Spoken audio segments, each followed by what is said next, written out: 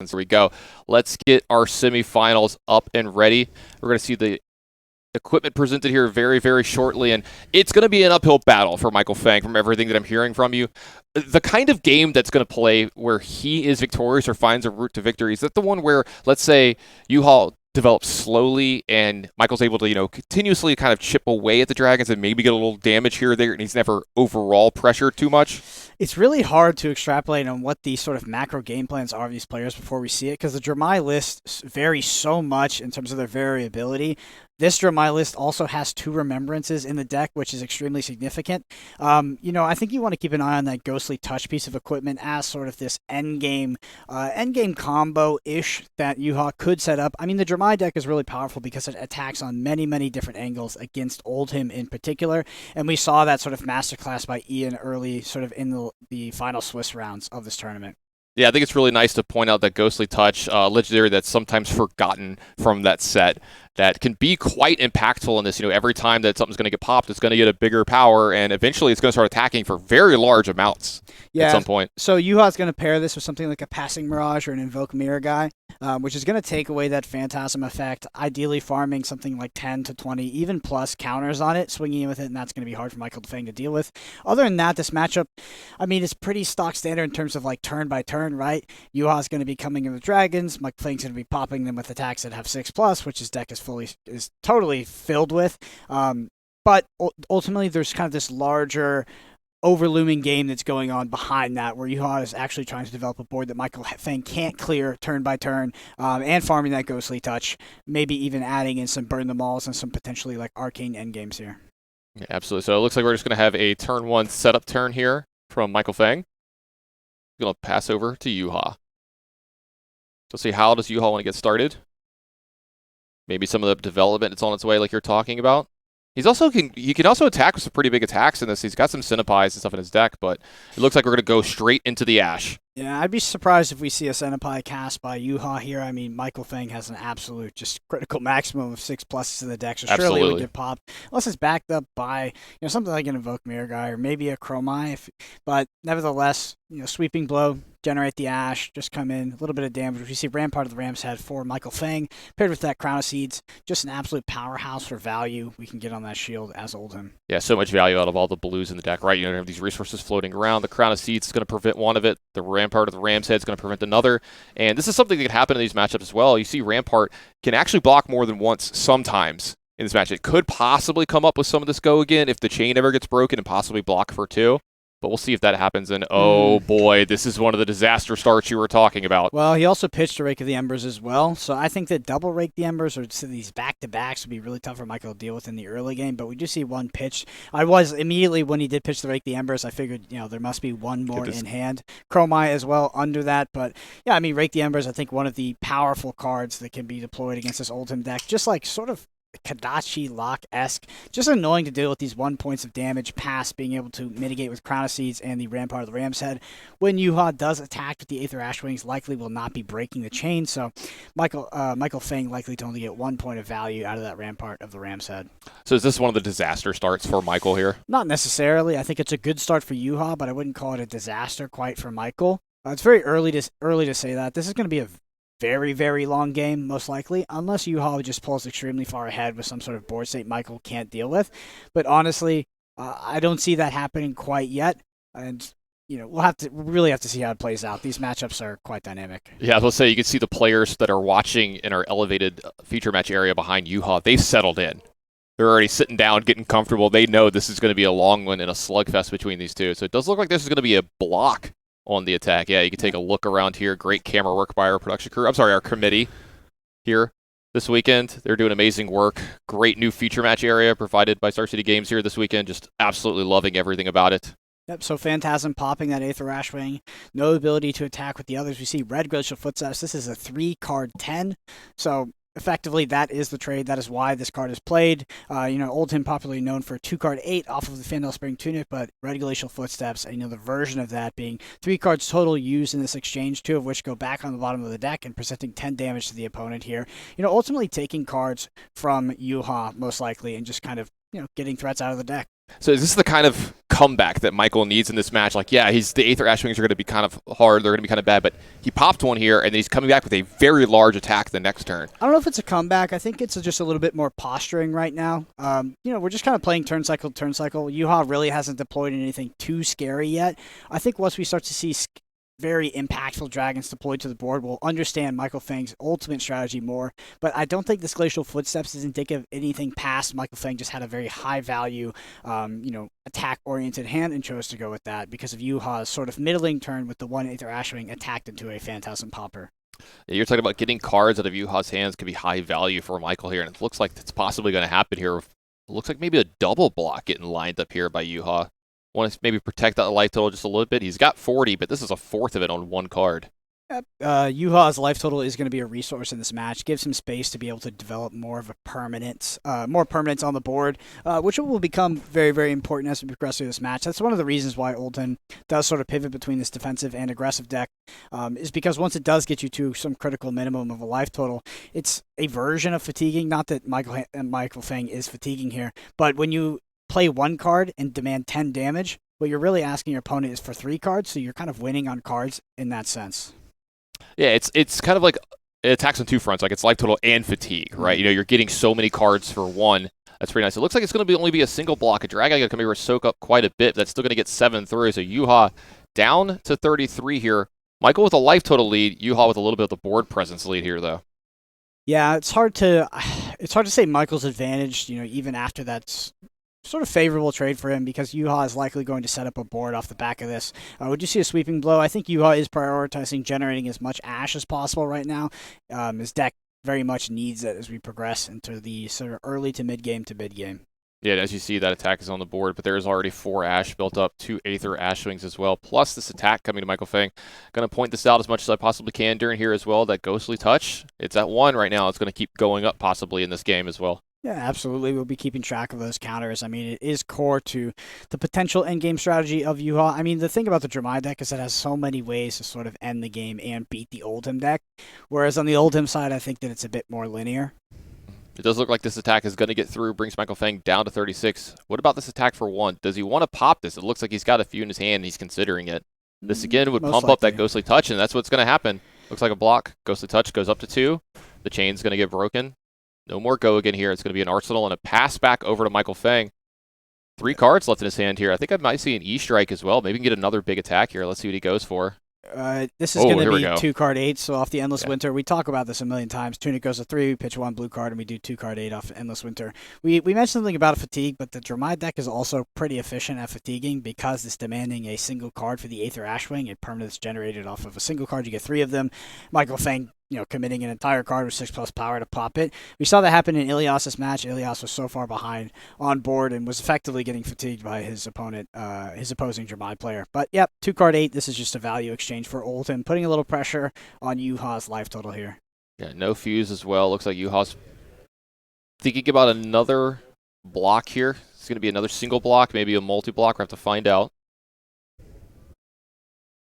Yeah, it's interesting because Juha definitely needs to develop a board and kind of start to overwhelm the Oldhim player, but at the same time can't just be taking chunks of 10 or 8 damage because he'll quickly find himself in a place where he just doesn't even have the agency to make the decision of whether to block or not. We both see a Vincerakai and an Asvalite here blocked with. And 2 damage taken by Juha. That's a lot of dragons down already as well. We think we've seen 3 or 4 dragons being used to block this early in the game from Juha. He's going to go down to 31 here. Michael Feng at 36, drawing up to 4 here, and there's only 1 Aether Ashwing on Juha's side. Yeah, Juha also does have Dust from the Red Desert in the deck, and I believe that is the dust that takes Phantasm away from Vincerakai specifically. So something to keep in mind. We do see, okay, very nice. We see the Remembrance already. So the 2 Remembrances surely in here in the matchup, which is exactly what I expected, as well as the Time Stab Potion developed. Time Stab likely going to be paired with something like a Tome of Fjendal, or maybe a double Passing Mirage on some turn. Just a great permanent to have out on the board so that Juha can have an explosive turn here. I think that was 2 dragons plus that red Rake the Embers as well. They got shuffled back into the deck, so looking for that long game, lots of threats being put back in there, lots of permanents that are hard for Michael Feng to deal with, like you were talking about in the pregame here. We're going to start looping some of that stuff that's really hard for him to deal with. Yep, assuming that Juha has the 2 Tome of Fjendals in the deck right now as well. Wondering if Juha is actually playing more than 60 cards. Very possible, but impossible to know, unfortunately, for us here in the booth. Deck does look quite tall, so it's very possible. I don't know if they're double sleeved or not, though. So Wow. look, there's that one of Zealous Belting you were talking about. Yep, there's a Zealous Belting. I do think this is likely going face. Not clearing that Aether Ashwing, which is totally fine. Probably going to follow up with a Titan's Fist to clear the Aether Ashwing. I mean, good damage from Michael Feng so far, putting pressure on Yuha's life total here. He's done a very good job of controlling the board piece by piece when he needs to so far this game, but he's been swinging for huge chunks, 10, 8, 5, plus whatever comes in behind this every turn, and this seems like the recipe that he needs to keep himself in this game. Yeah, it's sort of hard to tell. I mean, I think that anytime the board is anywhere near parity, Michael Feng is in a good, somewhat good position because, like I said, Oldhim being a very action point poor deck is not able to clear multiple sets of dragons on a single turn very often at all. Zealous Belting is one of the ways that you do that, but Michael Feng choosing here to go face with this as well and get pressure on Juha's life total so that he can give him less sort of agency to make decisions in the sort of mid to late game with a lower life total. Yeah, absolutely. If you want to keep developing stuff, I'll just keep hitting you in the face. Now, it does look like the Crown of Seeds Very activation nice. happened here, and this is going to lead to a Command and Conquer to come in as well. Now, not only is this 6 damage threatening here, there is an Arsenal on the side of Juha here as well, so big threat coming forward from Michael Feng. Yeah, Juha posturing that he doesn't want to block with any cards from hand by not blocking that Zealous Belting, showing you might have a bit of a powerful hand to develop the board state. And Michael Feng, maybe it was the plan the entire time to play the Command and Conquer, but surely after seeing that, plays the Command and Conquer instead of swinging the Titan's Fist at the Aether Ashwing, able to force Juha to interact and block this or lose the Arsenal. Absolutely have to see what decision does Juha want to make. It does look like he's contemplating whether he can get rid of this Arsenal or not. Looks like he's kind of halfway right now. He's got one card I don't want to block with, and do I want to keep this Arsenal? Maybe, maybe not. We'll find out. I think we'll likely see a block out of Juha here, but obviously very contextual in the Arsenal. Looks like he might be sending that Arsenal back to the deck via a Crown of Providence. Blocking me to burn them all here, so taking 1 damage. Yeah. But no effect because of the Crown of Providence. One of the better cards that was printed in Flesh and Blood sort of replaced that Arcanized Skullcap and gave you a lot of insurance against this Command and Conquer card. Yeah, absolutely. The agency that card allows throughout the game is awesome, especially with so many ways to affect Arsenals and Arsenals being so important in the games right now. Love this crown and getting it to kind of give Juha a little bit of a flexibility that turn. That was really nice for him to have. Now he's down to 26. Michael Feng at 36 here. Let's see. Juha kind of wanted to protect his hand just a little bit here the turn. Let's see what he wants to do. Michael Feng drawing Rouse the Ancients and I believe a Glacial Footsteps with that. We do see an Uvia come down along with a Mirror Guy. And there is an additional Aether Ashwing for the trouble. Yeah, as well. This is we went from 1 dragons to 4, as my compatriot over here would say. We got a full dumpster of dragons on board. I'm not sure I want to let that stick. It's a thunder to me, but we're talking about mythical creatures here that don't actually exist, so I don't know if we could actually have a real name for the full group or not. Where do you fall on the fence of that? Are you dumpster of dragons? I don't know. It just sounds so weird and wrong to me. I think I'm impartial to the groupings of dragons in this battlefield. Okay. Well, thanks for being neutral, buddy. Brendan Switzerland Patrick over here. All right, this Mirror Guy is going to be the first one to attack this turn. It's going to lose Phantasm here as well, so none of those poppers are going to affect it in that way.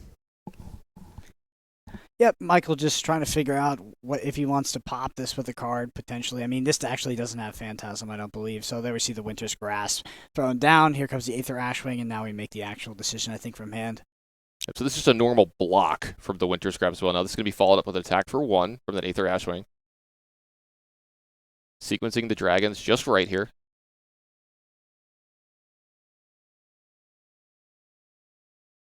See if Michael Feng does block with this Glacial Footsteps. Critically does have a sync ball. Okay, so we do see a pop on the Glacial Footsteps, trigger Ghostly Touch. And back over to Michael. 3 dragons on the board for Juha. Michael is doing a good job of slowing down the pressure from these dragons this turn. Being able to pop them and stop the go again has proved very, very impactful in this game so far. Yeah, Michael really doesn't have a lot of choice as the Oldhim player has to keep control of the board. I mean, I honestly don't even know if there's Oldhim decks that exist that are aggressive enough to outrace some of these Dromai decks when they're dropping dragons. Kind of a recipe for disaster most of the time. Thus, we see Michael's strategy so far. Draws another Rousey Ancients, though. Unfortunately, I don't think it's paired with anything that can give it go again. Back over to Juha's turn here. Importantly, does get the Miragai. That is one of the more scary dragons. Paired with something like a Vincerikai is going to force blocks from hand, most likely. Yeah, removing Phantasm is a very powerful effect in this game, especially since Oldhim is one of the best decks at having poppers as well. And oh, well, we spoke too soon, I think. Yeah, another very good dragon though pitched in the Invoke Tumultide, the one of in Juha's list. But it looks like we got a backup Mirror guy here as well this turn. So again, that first dragon that's going to be attacking this turn is going to lose Phantasm. Create a little bit of Ash here as well. Double resource floating. And there's a Yenderai as well. So you start to see how this can kind of get away from the Oldhim player. Michael Feng not having access to multiple attacks on his turn. The Rousey Ancients cannot get go again due to the context of the hand. And this will only likely be able to clear one dragon, but still has to face down this sort of brutal assault. So can maybe clear a dragon on Juha's turn with a 6+ attack, then swing the Titan's Fist to clear another dragon, but that kind of puts you behind on board in the ultimate like the scheme of the entire turn cycle. Yeah, so Yenderai is going to attack here. This is coming in for 3, and again, this one doesn't have Phantasm here, so any blocks just could be natural blocks here for Michael Feng, and then possibly can use a popper after this, but if he's giving up a ton of cards from hands, then his presence and his offense on the way back is not going to be as good, and you're just kind of slowly losing from that point. Looks like a Sink Below is going to soak up all of this damage, though. Let's see, Michael's going to consult the hand, see if he wants to sink a card here.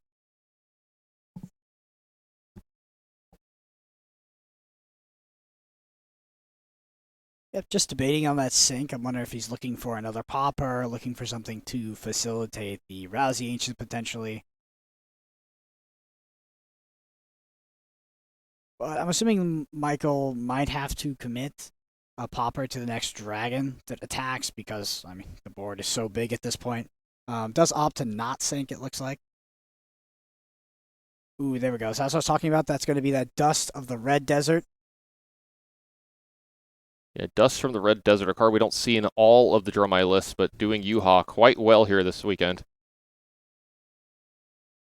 So this is under a permanent other than Vincerikai. That permanent has Phantasm. Sorry, I forgot it was other than Vincerikai. It's okay. Yeah, some of these dusts, I believe they came out in Dynasty. So. Yeah, this one's from Dynasty, yeah. So forgive me because, that's it. It's hard to keep up with all the dust, especially when they're not played as much. It looks like I got a Crown activation from Michael here, clearing that Arsenal out just a little bit. 2 resources floating. He's got a Prevention Shield of 1 up. Give him a little more information on what he wants to do this turn, how he wants to proceed. Let's see. Looks like he's going to have another pitch here. Looks like Titan's Fist is going to take down that Mirror guy. It seems like it's going to be public enemy number 1 in this matchup, and you can understand why we keep talking about how impactful it is to not have Phantasm here on these dragons. It makes a lot of Michael's deck a lot worse. So, Tannen, the Dust from the Red Desert does work how I thought it did. It's just worded a bit weird. Sure. Yeah, so while this is under a permit, we got to the right spot, sure. That has Phantasm. So when it's under Vincerikai, Vincerikai does not have Phantasm. Looks like a little bit of a cleanup situation here between the players. Maybe something happened a little too fast. Oh, maybe a card fell off of the table somewhere. We don't know where it needs to go. So we're going to let the judges clean this up for us. That's why we have our head judge and a spotter down there watching these games to help prevent any of these situations from going on. That looks like it was came from the deck there. Yeah, I think when he picked up the deck to put the cards underneath, one fell off on the bottom. He wants to make sure that the integrity of the deck is kept in the same order. All right, draws back up to 4. I think we're back on over to Juha now, once we got that all cleaned up. Yeah, I'm pretty excited to see how Juha utilizes his Time Snap Potion, to be honest. Giving himself that additional action point.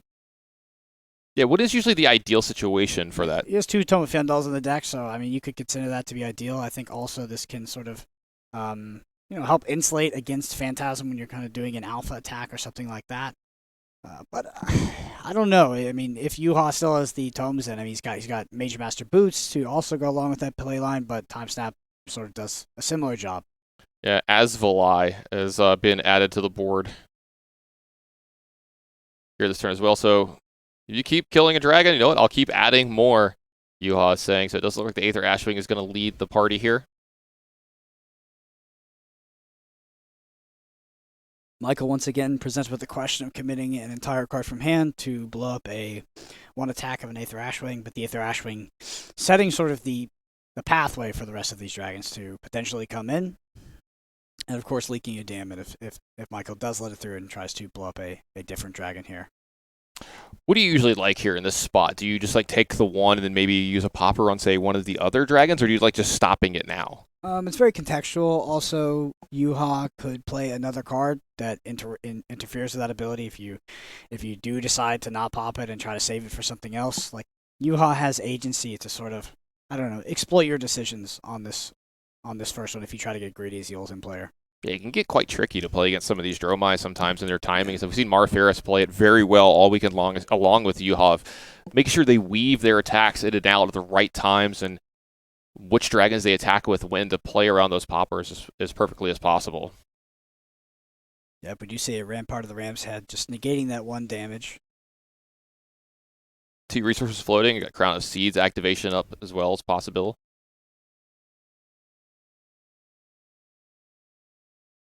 It looks like Yuha is going to go ahead and attack with the dragon. We got a trigger. Where's the damage going to go?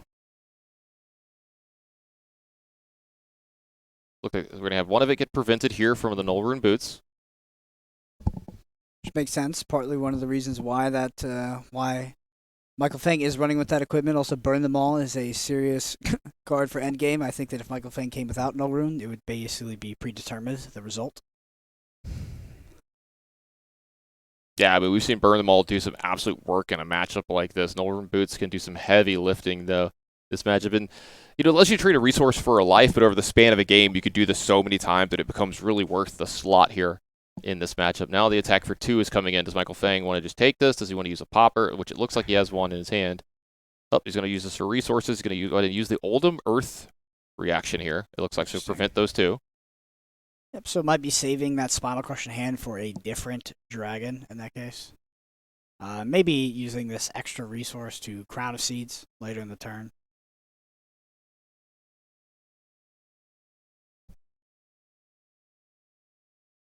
Both players presented with sort of plenty decisions on how to play out this turn. Not very straightforward when it comes to decks like Oldham and Dramai. Sort of counter to Lexi. I think Lexi, it might be a bit more clear, the objectively correct line. With these decks, I think there's a bit of nuance, especially in a board centered around semi-permanent things like dragons. Yeah, not something we were used to early days. Flesh and Blood, outside of like Prism, you didn't really have too many matchups where you had to interact with things on the board. I love that you consider Prism to be Flesh and Blood early days. Well, to me it is, okay? I know you're an OG. You're like the grandfather of it, but it also it makes me wonder, like, it's just so weird because I'm so much older than you are, but I'm so much newer to the game. So, like, when it comes to Flesh and Blood, like, you're my senior, right? But you're an actual child when it comes to age versus me. Senior's a word, Look, I didn't use that word, okay? I used child. I called you young, not me old. All right, let's get that right. I want that on the record. Remembrance number 2. Most importantly, this is the last Remembrance in the deck. Yuha has packed 2 Remembrance, so I think this card is actually pretty critical in this matchup to recycle some of the threat density back into the deck. I know that Michael Feng talked to me before this, and it was kind of I wasn't too excited about the prospect of what he thought he was going to be facing, which was 3 Remembrances in this Dramai deck. Yeah, we've seen both of them used early here, but like you said, tons of dragons, burn them all, Ash generation, Aether Ashwing generation getting shuffled back into the deck. Big time stuff for Yuha to have access to again in this matchup. Would you see that Crown of Seeds activation I was talking about, using that resource that was floating, get another card to hand? Giving Michael a 3-card hand. That looks like it was a sync blow, so won't be able to cast the Spinal Crush that I think I saw earlier. Yeah, see, how does he want to play the rest of this turn out? Does look like he got the prevention shield up from the crown, so maybe he does just take damage, and yep, that's just going to clean everything up. So back over to Michael's turn. Board looking great for Yuha still. We have a Uvia, Yenderai, and Azalai to put on the board, as well as 1 Aether Ashwing to support. Michael Feng, Sync Blow in hand, as well as Spinal Crush. Yeah, I was going to say, I think it's a good catch by you that it is a Spinal Crush there, but I don't know if he's got enough. Rouse the Ancients.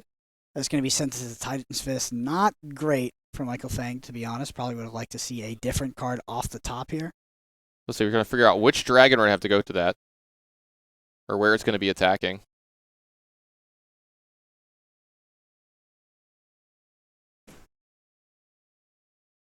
So I'm sure that Juha will make it clear for us soon which dragon was attacked. Unless, is this just, I'll say there's no way this is just at face, right? Since he's like pointing at nothing. He has it over, he's like, this is the clear path to you. I would probably bet the house that it's not going. It did go face, I think. Yeah, so it does look like that's going to meet a defense reaction here, so no damage is going to get through. Very interesting. Huh. Yeah, Juha 25 life going back to Juha's turn. Michael Feng sink below in Arsenal.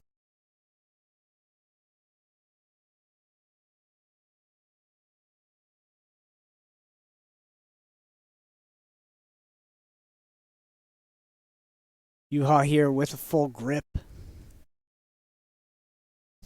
What Michael doesn't want to see, I think, is another 2 dragons developed on Juha's turn here. Yeah, when we start to get to turns like that with boards like this, it starts to look like a UPF game to me. We start having so many permanents in play, it's hard to keep up with everything that goes on. All right, well, look, we're halfway there. This is one of the dragons getting generated. Kromai is a really bad dragon for Michael Feng. Basically means he needs to commit 2 6+ Phantasm Poppers in order to stop the team. Prior to Kromai being dropped on the board, Michael Feng was presented with an easy equation of stopping the entire attack from Juha's turn by just popping up a single dragon. Now he needs to commit 2 separate cards. Because Kromai is generating those 2 action points, absolutely devastating. Likely means that Michael Feng will have to destroy the Kromai on the following turn once we pass to Michael Feng, or actually pop it with a Phantasm Popper here. But like I said, Juha still can attack with more dragons, maintaining that action point despite the Phantasm Pop. Yeah, I'm going to keep the count up as well. That's 4 counters as well in this. So a nice little end game in the back pocket of Juha as well. If ever need to get there, just needs to limp over the finish line or get that last little attack in for a decent amount of damage. It's crawling its way up. It's already up to 4. Yeah, I would say this game it doesn't look fantastic for Michael Feng, but not nearly as bad as some of the other Dromai into Oldham matches we saw. Michael very much still in this game. We do see the Ember Moss Centipie come out here. This is going to be a red Ember Moss Centipie. Yeah, huge attack from Juha here. And this is attacking at a different angle than what Michael's been dealing with lately. He's been dealing with these dragons and being able to stop the entire attack with 1 6-power card from hand. But now he's being attacked by just a ton of generic damage here. Yeah, Michael Feng with Terra Sunder, Channel Lake Frigid, and an unknown card in hand. Might not have a Phantasm Popper for this Ember Moss Centipie. Yeah, it does look like that CLF was possibly getting moved to the front. Looks like it is going to be a block here. Terra Sunder left alone along in the hand as well.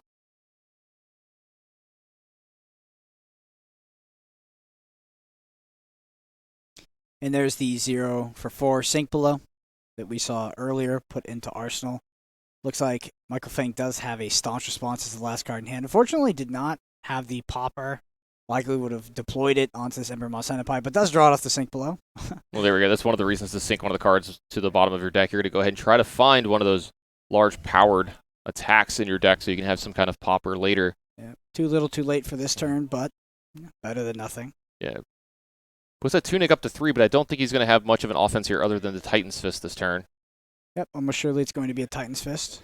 It looks like this. Is this one going face again as well? I do believe so. If the sort of notation for this Titan Fist is congruent with the last one we saw, it is going face. So is this the point where he's like, I can't control your board anymore, so I just need to go to your face? Like, what's the thought process here? It's tough, Tannen. It's tough. I'm trying to figure it out. I mean, Put you on the spot there. My bad. Yeah, I'm working on sort of trying to break down Michael's strategy. As of now, it does look like Michael does take the opportunity to pop dragons on Juha's turn when Juha does attack, but is using Titan Fist to go face at this point. I mean, could clear the Aether Ashwing, right, with that Titan's Fist, almost guaranteed a target. Uvia, not a great target, but could kill something with that Titan's Fist. Yeah, the sink below taking care of that as well. Now, back over to Juha's turn, we got a second Aether Ashwing we can develop here, down to 1 Ash as well, but these have been turning into these little dragons that have just been super, super pesky for Michael to deal with. So to answer your question, Tannen, as soon as Michael Feng really starts taking damage, stops using poppers on Juha's turn, and just starts attacking, that paired with these Titan's Fists that we've seen so far, then I will believe that the strategy has changed and Michael is trying to sort of take a more aggressive route here. But right now, I think we're still kind of trying to figure out what the ultimate strategy of Michael Feng is outside of just taking the value-oriented plays. Speaking of value, we got a double dragon going on here with the board. Good. I think it might be a triple drag. Oh, no, we see a sweeping blow, generating that critical ash, which we are actually pretty close to running out of. Good card for Juha here. Yeah, sweeping blow is gonna break the embers would be pretty rough. Would that be just too much at this point? Well, it need to be paired with likely something like a Chromai, but yeah, I mean, rake the embers can really.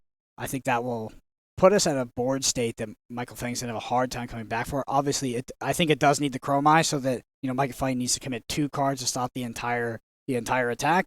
But that's very possible out of the Stromai deck. Michael with Pulverize in hand. Also, a bunch of Channel Lake Fridges as well. Is that a card that could possibly have a chance to get him back in this, or just not have time to develop that? Hard to say. I don't know if that gets him back in it. It definitely would buy him some time. Jermai's not a deck that has too many blues in the deck. We do see the Endless Winter deployed to destroy that dragon. So we've consistently seen Michael defend with Phantasm Poppers when it makes sense. It's just a huge value play on Juha's turn. Going back to Michael's turn, though, I'm very interested to see what route he takes. Looks like it might be a CLF. That Ghostly Touch up to 5 here, too. Rousey as well. Ancients because he had the Pulverize in hand, so Rousey Ancients does have go again. Yeah, this is a big attack as well. And it looks like he takes out the Uvia there. Uvia not a great target for Titan's Fist. This looks like this would be an attack of a double dragon attack this turn as well. The Titan's Fist not going face this turn is going to attack another dragon as well. Does kill the Asvalai there.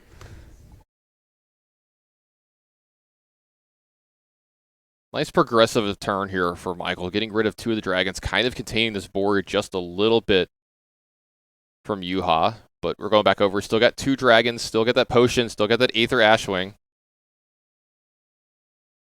But Michael's making inroads on this board. His hive total is still really, really high. He's still at 35 here, so a lot of time, a lot of games still left here. A lot of back and forth between these 2 players, to be honest.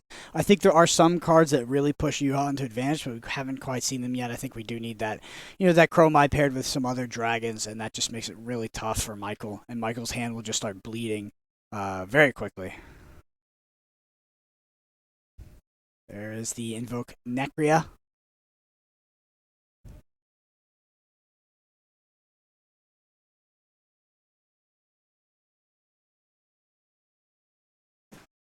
Yeah, one of the ones really, really hard to deal with if you don't have a popper, but these are ones that could possibly happen. And no, it looks like we're going to have another sweeping blow to start this turn off this attack. That Ash count up to 3, the Dragon count up to 3 as well. I'm sorry, up to 4 now with that Aether Ashwing. I always forget that they're actually dragons. Yeah, critically as well, 3 Ash in the bank for Juha here. Just absolutely needed to facilitate some of these double dragon turns that Juha really wants to get.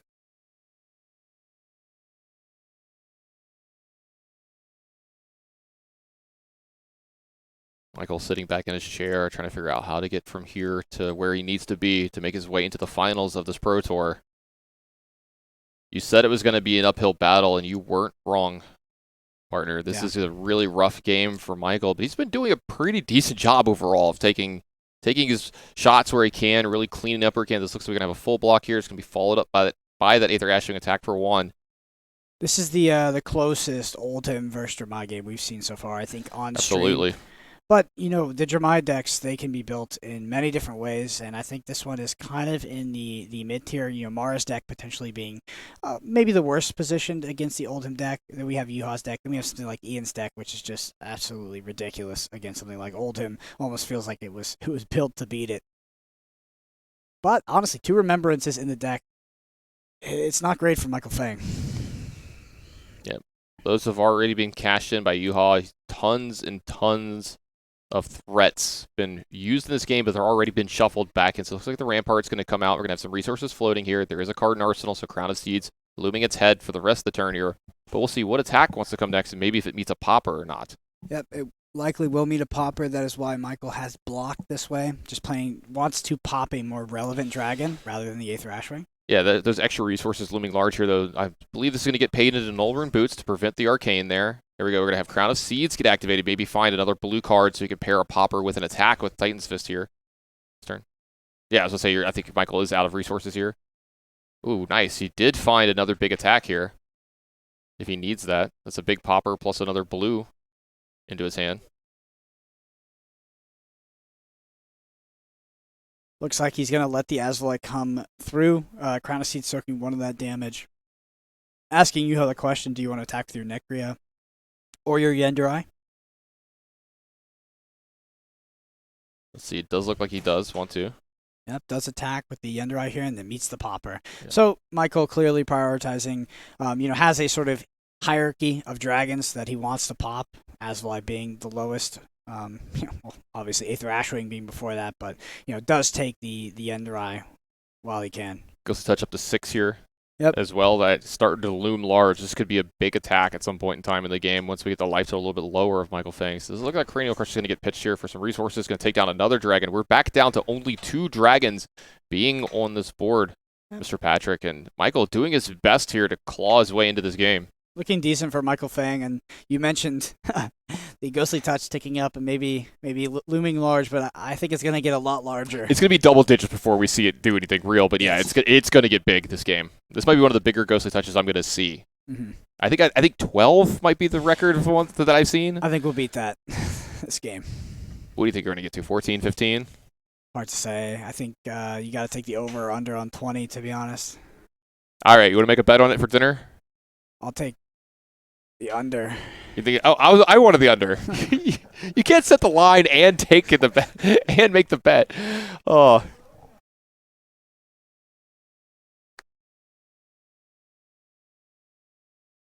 Yeah. Critically, the Rake the Ember's still in the deck for Juha here. We do see another Necria and a triple pitch, one of which being Oasis or Spite.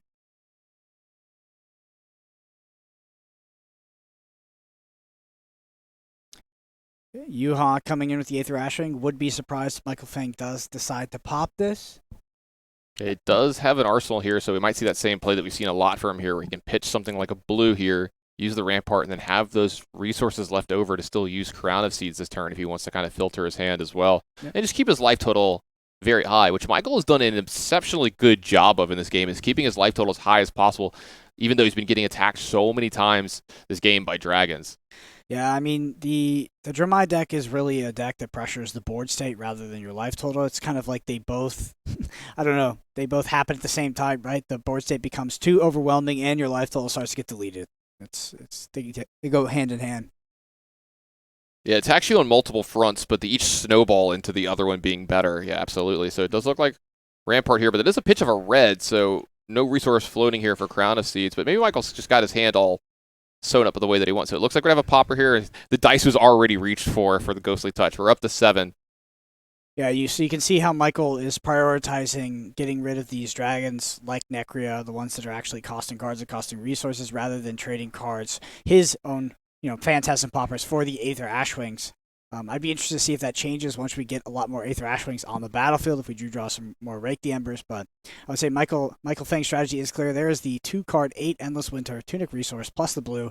We have 8 damage coming out of a single card with only a 1-card pitch. Just a classic Oldhim play. And I'm pretty sure this one's going upstairs as well, Mr. Yes. Patrick. So it looks like we're going after that life total.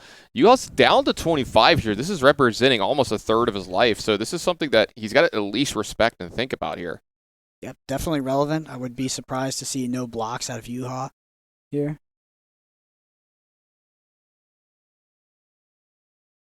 Yep, just consulting his hand here, seeing what he can afford to get rid of. Looks like at least 1 card here. Cards I'm looking for out of Juha are Vincerakai, Chromai, and Rake the Embers at this point. Miragai, not so bad either, when paired with something like Necria, coming in for 4 damage.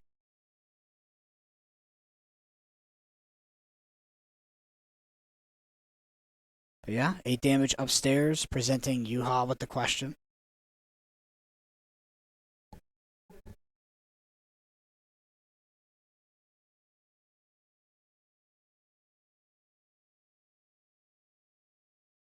You can see Juha very much thinking about this turn, not presented with many sequences like this where Michael Feng is actually attacking with this much damage. Do you see our first, I think it's the first Kyloria of this game we've seen. Maybe one was pitched under the others, but yep, Kyloria committed to the block there. Juha working with a 3-card hand. A little bit of damage going to get through here as well, getting Juha down to 20, half of his original life total. It does look like we're going to develop yet another dragon here, so yeah, the deck is full of them. We're going to see a ton of these every turn, but Michael's still doing his way to Still doing his best to get his way through these and doing a very, very good job of it. But this game, I mean, buckle in. We're going to be here for quite a while from here. Let's start this turn off with an Aether Ashwing coming in for 1. Yeah, I did mention the cards to look out for Juha, and I did hear DM Armada say next to me that Uvia would be pretty good, and I think that is what we have seen come to fruition here. We see the Vincerikai pitched, Uvia comes down, just giving Juha a way to sort of transform the Ash into Aether Ashwings. Yeah, don't forget as well that the Endless Winter did happen last turn, so this is a Frostbite that's going to be given over to Juha as well. Another thing that's pretty big in this matchup, these all red line, or pretty much all red line decks from the Dromai side can be very resource greedy and very resource heavy. And if you could do anything like to prevent them from, or make them have to pay an extra, something like a single Frostbite, Channel Frigid, anything like that, can be pretty impactful on certain turns against them. Yeah, this Uvia is pretty scary because of the 5 Ash that Juha has. It's just threatening 5 more Aether Ashwings, which I feel like Michael Feng just cannot let that happen at this point. So, likely to prioritize getting rid of that Uvia soon. I believe when Uvia was on the board earlier, Juha did not have this Ash economy that he currently has. Is Uvia one of the ones where if the situation comes up where you might be scared of it getting popped, you just don't attack with it? Absolutely. I would be surprised if you see Juha attack with Uvia here because it also does 1 damage. So the risk to attack with a dragon like that is, I don't think it nearly comes to the reward when you have something like 5 Ash sitting on the battlefield. And speaking of how important it is, it looks like attack going straight to the Uvia from Michael Feng here. One of the quicker turns he's had this whole game. He's like, yeah, that one. Right there. I want that one. Red pummel pitch as well. So one of Michael Feng's 2 red pummels. So he does have those sided in this matchup currently. Maybe a way just to force through just enough damage at the end of the game if there's a big time race situation going on. I think it also is just congruent with Michael Feng's value plays. We've seen 2 card 8 multiple times, but you can do 2 cards. You can do a single.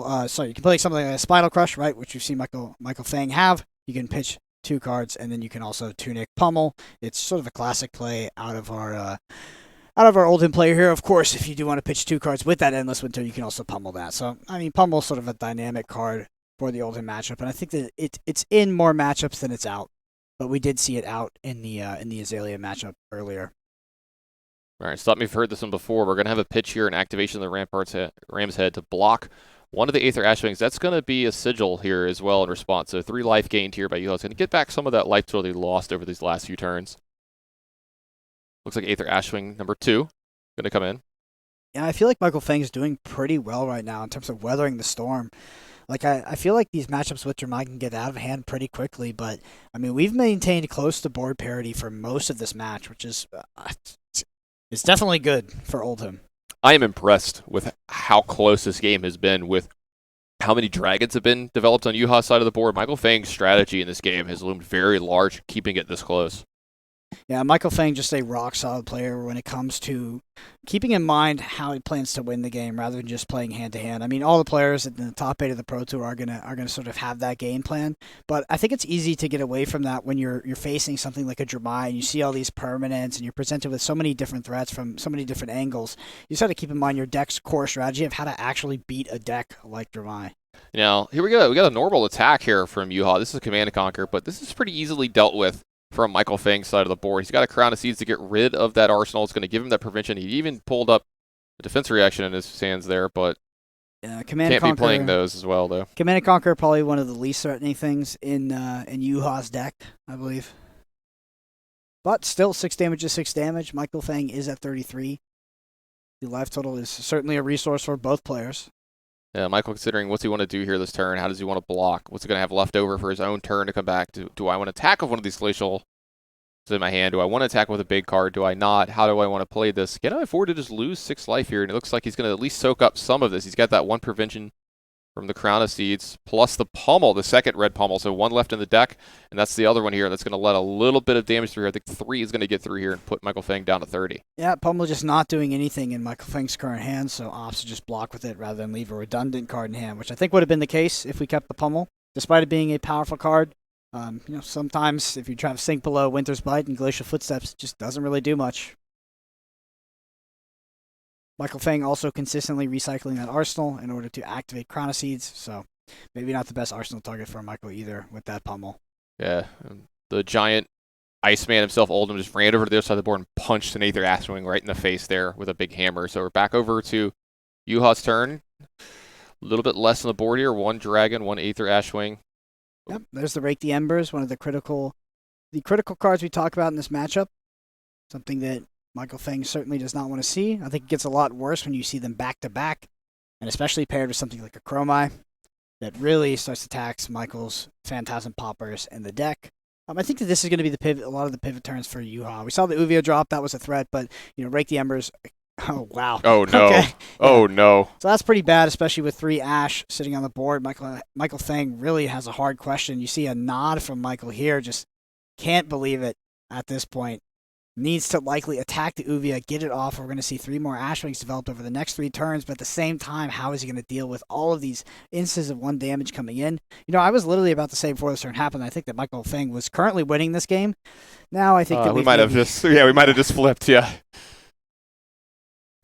So 5 Aether Ashwings with way more in the bank. 3 Ash in the bank here. Like you said, the Uvia looming large here if we get to the turn with that being around. So Michael has to not only deal with this turn, but he has to attack this dragon on his own turn. Yeah, and he has to commit an entire card to do it. Can't just swing his Titan's Fist, so he's going to need 2 cards to likely kill this Uvia at the very least.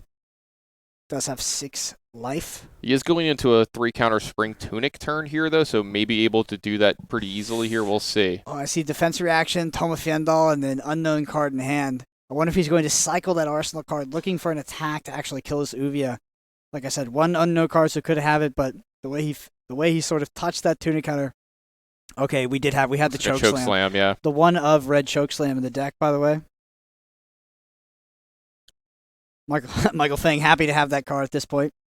Likely to have a card that does more than 6 attack, but if he didn't have it, it would have been a pretty rough scenario. And we are, of course, thinning Michael Feng out of 6 power attacks as we progress through this game. It is a resource of Michael Feng's deck. That is ultimately the game of attrition we are playing as the Dramai player. Because, Invoke Dominia. Very powerful dragon. Absolutely. It looks like we're going to start this dragon off by flipping it this turn, but so whenever this one attacks, you get to reveal the top card of your deck. If it's red, you get to look at their hand and banish a card from it. This is an effect you don't see too much in the game of Flesh and Blood, and that's a red card. Yeah, that's pretty good. This is what you don't want to see. Likely going to take the popper here, leave Michael Feng without. Oof, that is tough. Yeah, now, not all is lost here. Michael Feng still has that Crown of Seeds we talked about, so he could possibly activate it here. This is what's going to happen. He's going to go to the bottom here. He's going to take 1 random card off top. He really needs to draw a card with 6 power. Did not, right? Oof. That is some. Yeah, I don't believe he's drawn it, so tough beats for Michael Feng here. Wow, on the Dominia turn, the Dominia hits, takes his only popper, Crown of Seas doesn't find, has to commit a Terrace Under to blocking this. It's going to take an additional damage on top of that. And we're going to be recycling again on Juha's turn, potentially, for the Dominia trigger, unless Michael Feng, I apologize for that mix-up that I do sometimes. These players are very good friends, and I often speak to them when they're together. But yeah, is likely going to have to clear this Dominia on the following turn. And again, Titan's Fist conditionally can do that, but potentially not. Here's one of the problems that we've talked about. It could be really problematic for Michael Feng here. These Aether Ashwings coming in 1 by 1 by 1 here. No popper in hand, so if he's going to be blocking or interacting with this, it's going to cost him an entire card here. Yeah, and he needs to keep a card back to clear that Dominia as well, so Michael Feng likely taking some damage on this turn. This is what happens. I mean, the deck does not have an infinite amount of Phantasm Poppers. So your deck will start to run out of them. Yep. Tons of damage coming here through this turn, 1 by 1 by 1. That Necria trigger, I believe, will get a... Does it get a... Recheck. There you go. Deals or is dealt damage. So if it hits, it will get that -1 counter. But... Great Nash token. Yeah, still attacking for 4 here. I think it's a good trade for you. It is a great trade, Tannen. It is a great trade. Might have undersold that one a little bit. This is one that's going to be met with a full card, though, because we can get value off at least blocking this. You can block a full amount, not just 1.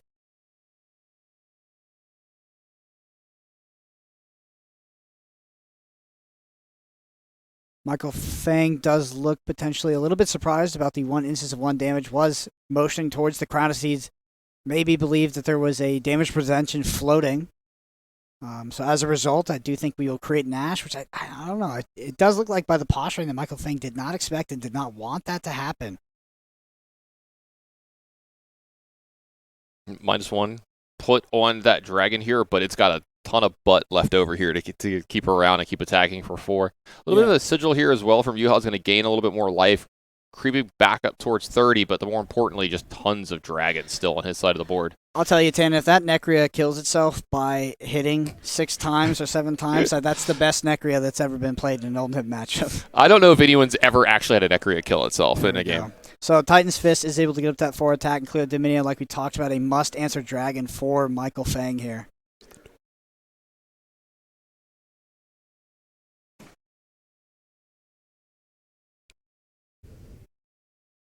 Does have Macho Grande and Glacial Footsteps in hand for Michael Feng. Spinal Crush as well. Poppers galore here, but he's going to be taking a lot of damage from these Aether Ashings before he gets the chance of that. Unless he wants to just trade 1 for an Aether Ashing, and at this point he might have to keep his life total high. Yeah, life total's at parity. Board state, definitely not a parity. Just a bit in the favor on Juha's side of the board.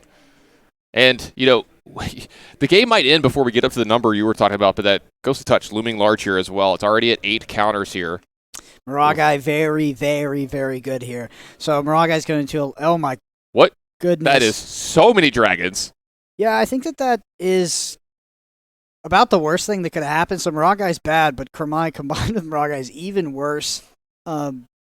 I honestly don't know how Michael Feng's going to deal with that kind of swing turn. Yeah, this might be a Pro Tour Finals appearance winning turn of Flesh and Blood here. This is going to be a lot for Michael Feng to deal with from here.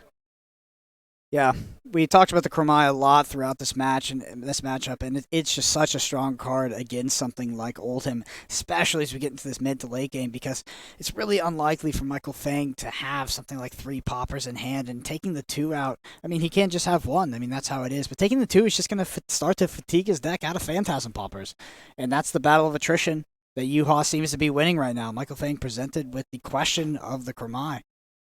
Yeah, I mean, his deck is absolutely full of a bunch of poppers, but eventually you start to whittle down on those, and these 2 remembrances, don't forget, have been putting these threats back into the deck. Kermai and Miragai so good together, because Miragai taking the Phantasm off of Kermai and not letting Michael Feng get that easy sort of value trade to pop it. Looks like we're going to have a block from Ramparts of the Ram's Head here. 2 floating, still got a chance at the Crown of Seeds. Assume something like Aether Ashwings coming in after that, making Michael Feng take as much damage as possible before giving him the easy out of blowing something up. And yes, looks like we are seeing exactly that. So sequenced, I think, expertly by Juha here. And going to pop up. Still has the action point, though. And there's another.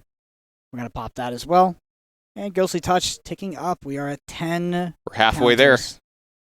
Halfway there to that number you were talking about. It looks like that's going to end the turn here, though, for Juha. But look at this board state. A UPF game has broken out here in the top 8 of Pro Tour Baltimore. Back over to Michael Feng. Still got that card in Arsenal, but it looks like this is going to be a Titan's Fist. And where's it going? It's got to go after that Mirror Guy, right? Yep, it looks like it is.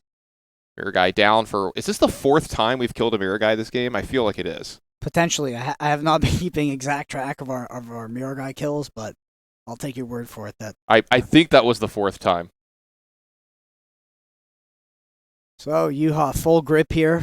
5-card hand. Be another very swingy turn. Doesn't have a ton of Ash to facilitate. It was really the vast... Ooh, burn them all. Very nice. This one you were talking about could be helping to get to an endgame very, very quickly here. This one can get this game out of control quite quickly. Most importantly, what it's going to do is it's going to tax Michael Feng's hand, not by just taking the 1 resource, but pretty much making that Michael Feng pitch in a card every single time. Oldhim does sort of mitigate that by having other things to pitch for, like the Rampart of the Ram's Hands, like the Crown of Seeds, but, you know, this additional arcane damage is not nothing, and it just further taxes Michael Feng so that he's going to have a harder time cracking back and clearing some of these dragons. We are running out of dice, Brendan. There's too much going on the board here. All right, first activation of the Burn 'em All is going to be met met with the Null Room boots here. Looks like we've got an attack coming in here as well. Like you said, Michael Feng getting attacked on so many different fronts here now. There's arcane damage, there's physical damage, there's dragons, there's Aether Ashwings. There's so much going on right now for Michael Feng to deal with. So it looks like we got a block from the Ram's Head plus that Prevention Shield from Crown of Seeds as well. It's going to soak up quite a bit of this damage. You talked about running out of dice. I was going to say, I don't even think it's that bad yet in terms of this. It could get worse for sure, yeah. Where this Dramai deck might take us in terms of board permanence. This dust from the Red Desert also looming large down there. First Aether Ashwing attack this turn. It looks like we're going to have a popper lined up, but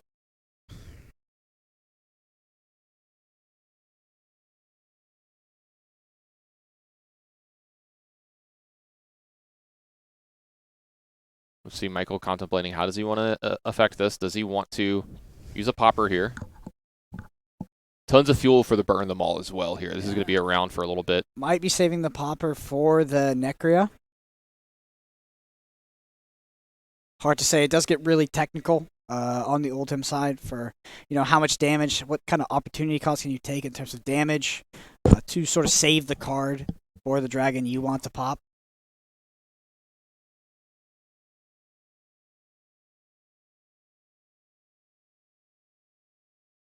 Second Aether Ashwing coming in. Michael Feng down to 20 here at the half-life total. All right, here comes the Necria in. Yep, that's what we talked about. So Michael Feng was saving the card for the Necria here. It's a good trade. Yep, little action point taken away here. One action point left over. So Necria is going to go away, but turn not done just yet. You should see if the Yenderai is committed. I think Michael Feng does have one more popper in hand potentially.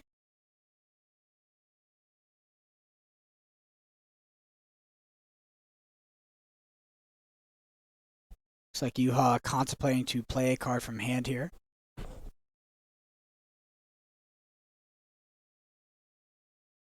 Ooh, and an Ember Moss Centipi.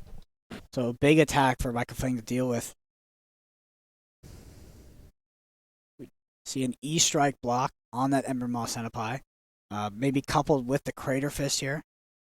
Looks like he opts to not block with the Crater Fist. Just going to be the Enlightened Strike here. So 5 damage leaking through. Yeah, but he's definitely going to remember and not forget to use this Burn 'em All trigger. That's really important for that to stay around. That extra arcane every single turn. Like you said, just taxing those resources and those extra cards from Michael Feng every single turn. Macho Grande going to get pitched here. Where are we going with this? It looks like we're going to go take down that Chromai. Yeah. Maybe number 5 this game. I'm trying to keep count. This is at least the 4th or 5th time that dragon has been killed this game. Chromai, I don't think we've killed as many Chromais. We've had a surprising little amount of Chromais. I've actually been waiting for the Chromais to be played because they are such a pain for Michael Feng to deal with. But the Titan's Fist does clear it up. A pretty easy choice on the side of Michael Feng. And, despite there being a very swingy few turns there, I do think that we've gotten close to getting back to parity here. So, reasonable spot for Michael Feng. Maybe feeling the heat a little bit here. The Wolfpack shirt's out. I like it. Yeah, that's when Michael Feng means business. You see the awoo. That's just a classic T-shirt, Brendan. I mean, like you can't get any better than that. I don't even know where you there. buy one of those kind of T-shirts. You know why you don't know where? It's at the highest end establishments that you can find. You can probably only find that at shops in like Los Angeles, California, maybe in the nicer areas of New York. Certainly. If you have to ask how much it costs, you can't afford it.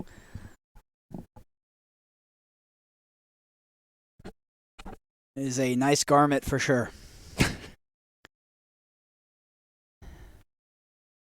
Maybe feeling the heat of this Burn 'em All just a little bit, getting hot down in the feature match area for Michael Feng. You can understand why he's been doing his best to keep this board clear, but Juha's been relentless in the dragons that have just been one dragon after another, these Aether Ashwings here. Yep, Mirror Guy. Mirror Guy coming down here. Sorry, it was Mirror Guy earlier. I was saying Chromai. Mirror Guy's the one that I think we've killed 4 or 5 times this game. Juha had a little bit of a giggle when he was playing one of them earlier. He's like, this one's just been so many. There's another Rake as well. I believe that there's one more Rake in the deck at this point. Yeah, I mean, these Rake the Embers, creating these Aether Ashwings definitely does start to stack up for Michael Feng. Being at 20 life, these Aether Ashwings are so good, sort of whittling down that life total. Yenderai looks to be the first attack here. No Phantasm due to the Mirror Guy that was recently played. Yep, tons of Aether Ashwings. I think that's 5 of them in play now, along with that burn them all. Still got that time snap potion. So many things to keep track of here. That ghostly touch on 11 here, Brendan. So really taxing us too. We are an hour into this match, and these players are taxed. We're having to keep up with this board state. This can really test your mental fortitude here, especially these guys who've been playing all day for the last 3 days. Tannen, I had literally zero doubt in my mind that we would cross the hour mark in this matchup. This is a grindy one for sure, unless like Juha, the Dramai deck is able to sort of snowball to a board state that Michael Feng just simply can't beat, which I think we saw more with Ian's game. But with the way Juha's deck is constructed, and with Michael sort of really prioritizing, I think, the correct game plan here, it's definitely a grindy deck and a grindy matchup, and I don't actually think we're particularly close to ending. Yeah, I was going to say, I think the over-under in this one would have probably been an hour and a half. I'd still take the over. Still take the over, okay. It depends on player speed, of course, but if I had taken the under on this and we got a little close to it, I would just text one of my judge friends to get down there and speed the game up just a little bit.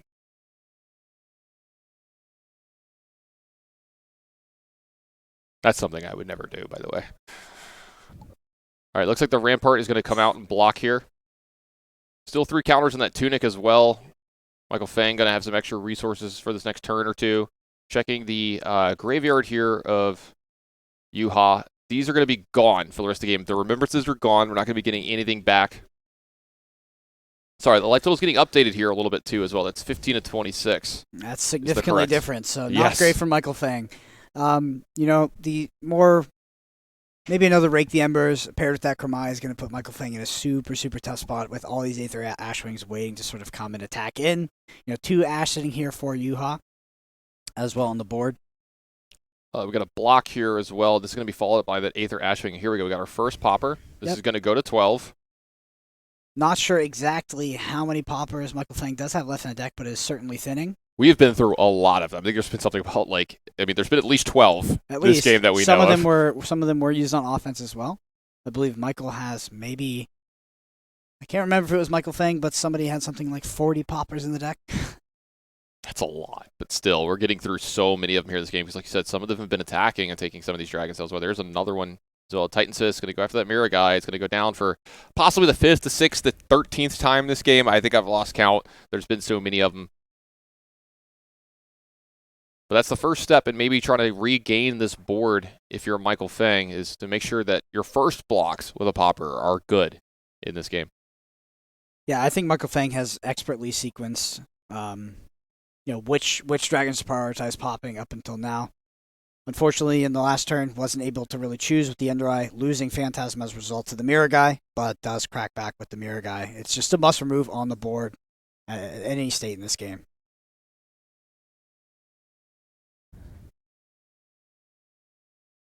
Looks like Juha in the tank here. You see Michael Feng consistently going through that graveyard. Card economy is just critical to understanding this matchup and understanding the sort of context for this late game that is sort of unfolding in front of us. Really is going to come down to what sort of cards Juha has left in deck to keep developing this board. Looks like Burn Them All is going to get pitched here as well. See why it took him a little while to figure out exactly what he wanted to do with this turn. Probably quite a bit of options on which way he wanted to go. Oldhim versus Dravai, very much a game of attrition. And there's the last Rake the Embers that we talked about. So that is number 3. So 3 more Aether Ashwings. Very scary threat for Michael Feng to deal with here. Paired with the right supporting dragon, Michael Feng could be taking a lot of damage. All right, so first attack here is going to be Aether Ashwing. Tunic on 3 for Michael Feng. So we could see that cycle to the Crown of Seas to get another card in hand, maybe find the popper. But I do believe there is one in hand for Feng. Yeah, lots to deal with here, though. So many other decisions to make, and you can see, look, it's starting to weigh on him. How do I win from here? He can maybe figure out how to get through this turn without taking the maximum amount of damage, just getting through with his life total intact. But the problem is, like you said, he's starting to run out of those poppers. That deck's getting low. The board is getting big for you all here, and that life total is creeping down. It's at 15. Yeah, so what Michael Feng is doing is looking at Yuha's graveyard. He's looking at his own graveyard, and he's trying to evaluate sort of what tools are left in the deck for Yuha to actually close out this game and win, and what cards he can potentially spare as poppers, what maybe he needs to save back for critical dragons coming down. Like Michael Feng is just really weighing up the entirety of the cards left in Yuha's deck based off the graveyard as well as his own deck. So it does look like we're going to activate the Crown of Seeds. Off the Tunic. There is an arcane damage floating here as well, so any of the cards getting pitched here and for blocking, let's see, is the Crown of Seeds want to stop the arcane? It does look like it will. Then we've got a block with a choke slam here, so this is a popper to kill the Aether Ashwing. So it looks like it's going to be good, so that's 13, I believe, on the Ghostly Touch. Yep. It's starting to creep up to the point where it is the life total of Michael Feng. So we're getting close to the point where Ghostly Touch by itself will be lethal. Yeah, I mean, that's what we talked about. I mean, this Dromai deck does attack on many angles when trying to beat something like Oldhim. Burn them all up to 3 here. See, should be easily have 3 targets. Almost certainly. Yep, there we go. Just trying to pick the right targets, I think. Yep, go through, put the cards in the bottom here. We're going to go back over to Michael Feng. He gets to have a 4-card hand here this turn, but there's just so much for him to deal with. Let's see, how does he want to do this? Yep, there we go. Caught himself before he missed that Tunic trigger. There we go. Rouse the Ancients on the Yendurai. So likely to clear 2 dragons here, or maybe go face with the Titan's Fist. But yeah, I mean, things like Rouse the Ancients are the few instances of Gogan that Michael Feng's deck has. So absolutely critical. Does go ahead and hit the Aether Ashwing.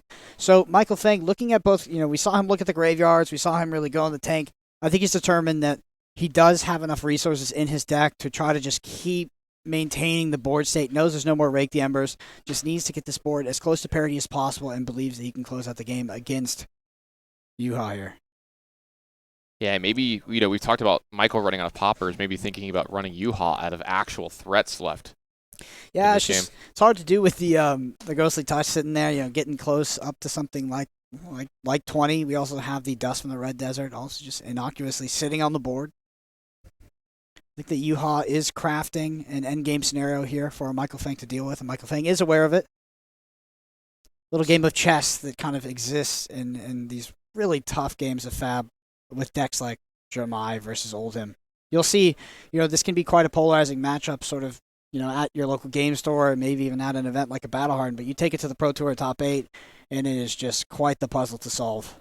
Yeah, both these players are going to be not giving you an inch. They're going to play their game.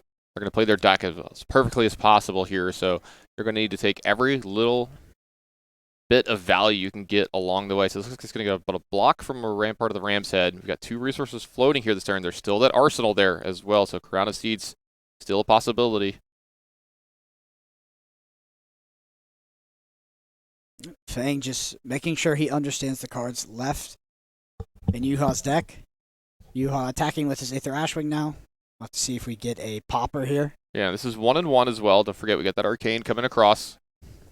Resources at the ready here for Michael Feng, though. I got to believe those Null Room Boots are going to be happening. And I've got to believe you're 100% right here. Michael Feng keeps checking the graveyards here, and I think he's trying to figure out what's left in Juha's deck. Like, what dragons does he have left? What are the big plays that are left? Because I can weather this storm. I can weather this thunder of small dragons that are coming my way, and then maybe, just maybe, limp over the finish line, finish this out from here. And that looks like what this is kind of what's going on here. Though, looming large is that 14-point Ghostly Touch. The turn is going to end here. The Aether Ashwing destroyed. Going to be going back over to Michael Feng here. Extrapolating from Michael Feng's plays, I do think that he has determined, or thinks that he can run Juha out of threats here. Is committing to still clear the board turn by turn. You think about possibly using Crown of Seeds here?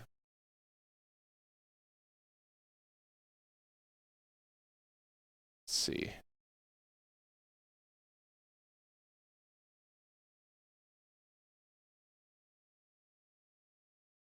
Yeah, not super sure what the players are deliberating at this very moment.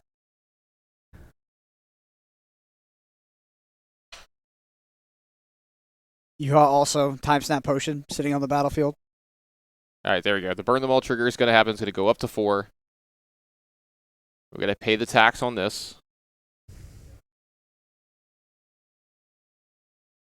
4 cards going to get banished here. We're going to go back over to Michael Feng. Tunic up to 2 for Michael Feng.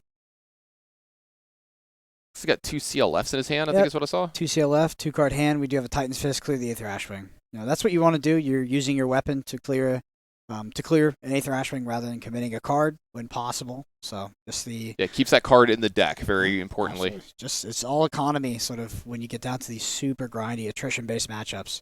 Aether Ashwing coming in for Juha here. The first attack of the turn is going to be for 1 and 1. Aether Ashwing plus burn them all. All right, there's the pitch. Yep. We have 2 resources floating after this, after the Null Rune Boots have been activated. Yep. Thunderquake is the pitch. Ramparts of the Ram's Head going to block up. This lines up quite nicely against what's going on here. He's got the 1, 1, and 1 pretty much here with the Rampart, the Null Rune Boots, plus the Crown of Seeds, kind of taking care of a lot of the small stuff. Go ahead and cast Oasis Respite just to get it out of the arsenal here, I believe, and get some more Ash development. Yep. Mm-hmm. Ash up to 4. Looks like that's going to be, all right, an attack for 1. Behind this, the second Aether Ashwing coming in for 1. Crown of Seeds at the ready if that's what Michael Feng wants to do. He's got a resource floating here as well.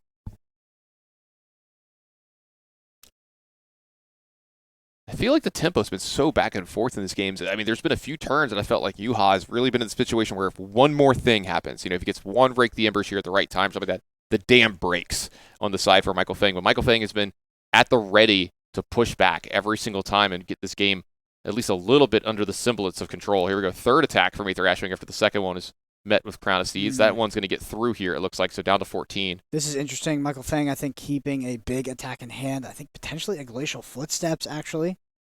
Yeah, maybe trying to get busy here. He's going to get some damage through. Or potentially waiting to see if Juha does want to deploy another dragon and attack with it. Maybe a higher priority threat. Maybe it's a Pulverize in Feng's hand, actually. Yeah, tons of cards left over for Juha here as well. Maybe that's Michael Feng just giving himself the most opportunities. Yeah, give me more information. Yeah, most information, yeah. I lose 1 life from information and some resources. You have 2 reds pitched here. Let's say Ash generation. Oh, it looks like I think we're going to move to the end, the burn them all trigger here. All right, looks like that's going to be it for the turn. Ghostly Touch still at 14 here. Burn them all at 5. Michael Feng, Tunic going up to 3 on the upcoming turn. And like you said, is that? I think that is a Pulverize thing. I think we're going to be getting the biggest attack of the game here. What a turn for Michael Feng here. Not being aggressed too much from Juha, and that's going to allow him to possibly get in a very large turn here. I was supposed to say, did we get this wrong? What do we got here? Is that definitely an Enlightened Strike? I think I see a CLF and a Lightning Strike. I think that is a Pulverize. Definitely is a Pulverize, but I don't believe it will be castable. Yeah. I don't know. Even with the Tunic trigger, yeah. Again, I highly doubt that is the goal here, so likely to lead off with E-Strike. Counting the deck. Speaking of the goal here, go ahead, count the deck here, Michael Feng. So we're going through the graveyard a ton, looking at what threats we've got left over. Yeah. Would not be surprised if Michael Feng starts to get a little busy trying to whittle away Juha's life total. He seems to be handling these Aether Ashwings. When the number is this low, at 1, 2, or 3, he's been doing a very good job, it looks like, of taking care of these. Yeah, just going through his own deck, making sure he understands the threats still left.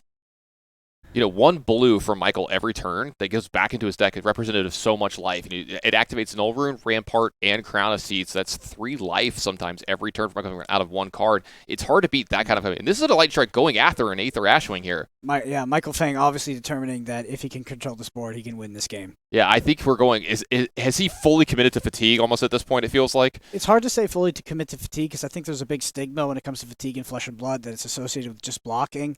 Right. I mean, just making the game go super long and wear out. I think he's committed to attrition. Yeah, right? He's going to keep the that's a board better way to state put it. at parity. He's going to potentially attack Juha if Juha gives him openings, but outside of that, he's basically, I believe, determined via Juha's graveyard, banish zone, his own graveyard, that Juha simply cannot win this game via the threats in the deck. Are you worried about that Ghostly Touch if you're Michael Feng? Yeah. So Juha had 26. I'm just interested to see how that plays out, to be honest. We're still waiting for a supporting card to go along with that Ghostly Touch. Obviously, it's we got a massive amount of counters. Juha also doing great in terms of Ash economy, sitting on 5 Ash here. That burn them all is at 5 as well, and that's not a small amount. At some point in time, it's going to be too much to keep up with.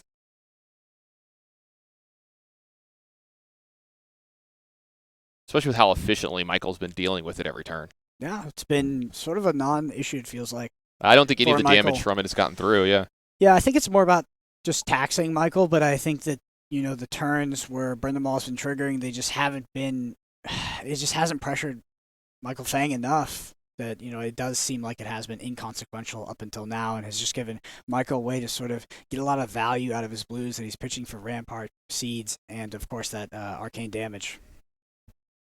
Michael Feng is at 14 life. There's quite low life total here, but yeah, Yuha's deck looking quite very thin as well. Second, Burn Them All played. 1/8 Rashwing coming in. Phantasm available to Feng if he does want to pop it. So this is an instance of 1-1-1 here for Michael Feng. So blue still pretty good at soaking up all this. It can stop both the null with null rune. It can stop both the different instances of arcane. Plus the Rampart's head can come in here. You've got the Crown of Seeds. So blue still leaning so large. Yeah, for Michael Feng. I don't think Michael Feng will pop this dragon. I think Michael Feng would opt to swing the Titan's Fist at it, keep the card in deck, not rid himself of a Phantasm Popper, which can be used on a dragon, which Juha still has plenty of dragons left. Maybe plenty of enough is a bit too generous, but does have dragons left in the deck. Yeah, I don't know if I've ever seen a draw my deck run out of dragons. I've definitely seen it. I think that this is a somewhat prevalent strategy by Oldhim, but it can be. You've seen plenty of Oldhims fail on this strategy. It does kind of depend, how the matchup goes, but also how the Dramai deck is built. Some of these Dramai decks are just not tech for Oldhim, which I think is the correct decision in a meta game like this. So it does look like we're going to stop both of the Arcane, one of the Crown of Seeds, one of the Null Rune Boots, and then it does look like a Popper is actually going to come from hand here. That's going to pump up that Ghostly Touch yet again, looming super large. We're at 15 here for this. I see some staunch responses as well in Michael Feng's hand, maybe floating those around. He's putting it back into his deck here, floating those around for the turns where those Ghostly Touches start coming in. He could soak up tons and tons of that damage maybe when that happens. Gaining 3 life here for Juha, but I don't think that's something that's going to be mattering just too much this game. All right, both the counters for Burn Them All, 1-1, 1-6.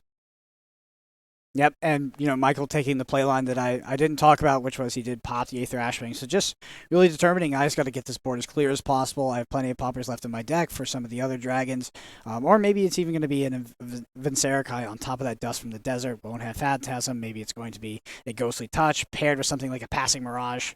So just getting the value from the Phantasm while I can. Yep, there we go. Burn Them All paid.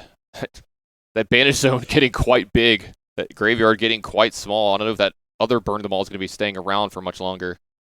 Yeah, not much longer, to be honest. We're going to have a Command & Conquer going to the face here. Another one of the staunch responses getting back into the deck here for Michael Feng. Yeah, big thing this is just give me 2 cards or lose a card. Juha having the life total to work with to potentially, take something like this, but Command & Conquer, due to the on-hit trigger, is going to, I guess in some way force interaction, lose the arsenal or lose 2 cards from hand. Do you feel like the tides are shifting here a little bit? Do you feel like Michael Feng is fully starting to take control of this game?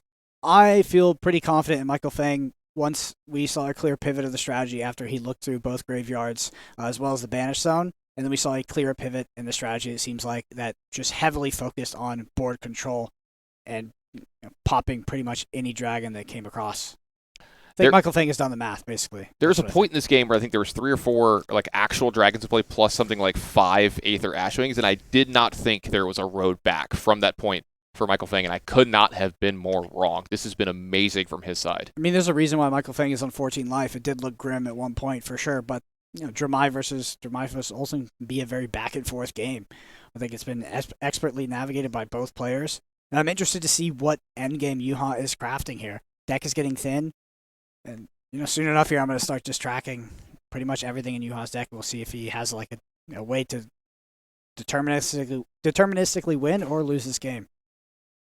There's the pummel. Very nice. Very nice. All right, so we've gotten back around all the way to this pummel that was about 45 minutes ago that we saw as well. So this is a big... Oh, okay. I was about to say, we got an Oasis Respite on the Command & Conquer. So I believe there's no more pummels left in Michael Feng's deck, right? True.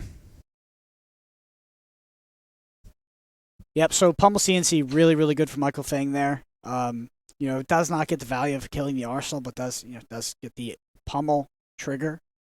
So really good trade for Michael Feng. Juha down to 23 here as well. That life total starting to whittle just a little bit. Yep, straight to the graveyard. Trying to understand how many poppers Michael Feng potentially has. Might also be looking, at the pummel count in the graveyard. Might see 2, suppose there's 3. But with the open deck list, seeing the deck list before, I know they don't have a ton of time. I think one of the first things that Juha would have looked at is the actual amount of pummels. So does probably understand there is only 2. Another dust from the red desert hitting here. Them all gone. Yeah, burn them all. I was going to say, the 1 on 6, I didn't think we could keep around, but the 1 on 2, though, we can gladly pay that upkeep. Yeah, it'll be gone pretty quickly, though, as well. Red goes to footsteps. So, yeah, Michael Feng, we talked about him being defensive, maintaining board parity, etc. But if Juha gives him an opening, he's going to take it. I want to talk about the body language shift that we've had in this game. Michael Feng earlier was like sitting back in his chair, running his hands through his hair, took his sweatshirt off. It was getting hot in here. He was starting to feel hot under the collar. He's maybe sweating a little bit. Now look at this. He's in a power position, sitting forward. What are you going to do about this glacial footsteps? So, yeah, what happens is, like, with games like this where you need to really be understanding and maintaining the economic card value of each deck, tracking everything, watching their pitch, like, it can be very mentally taxing. And I think as the deck's thin, we sort of transition away from that where, Michael Feng did the math a while ago. Things are kind of going according to plan. Contrary could also be Juha doing the same thing, right? Juha could be comfortable sort of with the board state and with the sort of endgame win condition that he's potentially setting up. But these games can get really mentally straining sort of in that mid game where you need to make the decision. It's like, am I playing towards this fatigue game plan, or do I need to start being aggressive? And we saw, I think Michael Feng has made the absolute correct decision so far. The board state is almost at complete parity, and there's a 10 damage attack coming at Juha's face right now. It's been an hour and 22 minutes almost. I'm starting to get fatigued, and I don't have the pressure of playing in this top 8 added to me this round. Don't forget, also, Michael Feng had like a 4-hour gap in between his games here today, too. It's another thing, keeping himself mentally engaged here and in the thought process of staying present in the moment. Yeah, I'll tell you, if it's not a problem for any player at this event, it is Michael Feng. He is an absolute machine, not in terms of tournaments, but he also will play flesh and blood for sometimes 5 to 10 hours a day in preparation for some of these events. Probably one of the hardest working players in the scene. We do see that Vincerikai come down on top of that dust from the red desert, which we talked about. So no Phantasm coming in for 6, obviously on hit trigger as well. Michael Feng pitching the Heart of Fjendal, going up a life. Yeah, could go up to 15 here. Life total's really, really close. Michael getting a good job of getting Juha's down to 16, but gonna go ahead and go back up to 15 here. 2 resources floating. Looks like we're going to have a staunch response out of the arsenal here. It's going to just clean this up quite nicely. Do you believe that is the one of yellow That's a staunch yellow response? Yeah. Heard a little giggle from you. Are you not okay with the yellow staunch responses? No, I just think it's funny to see it line up that perfectly because it is a one of. We do see Passing Mirage played, so this could be critical to the end game plan here with the Ghostly Touch. It looks like we're going to go ahead and pay for Burn Them All here. Passing Mirage, you said develop. It's going to be sitting there. Yeah, with that, Assange Bond was perfectly timed into a 6-power Vincerikai with the 1 arcane damage being soaked by the resource there.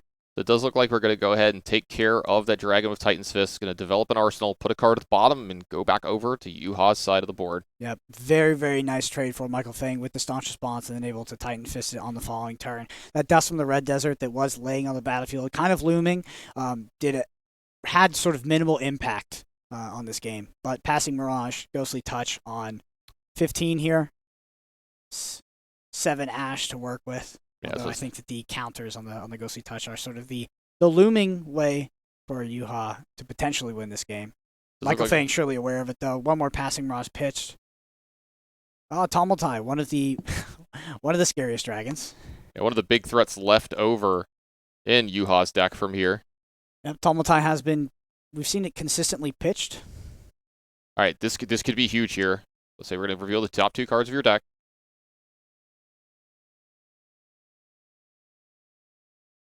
Burn Them All trigger here as well. I'm assuming this Tomultai comes out at a time when Juha is aware of his pitch, should have perfect information on the stack, so do expect it to hit in terms of the effect.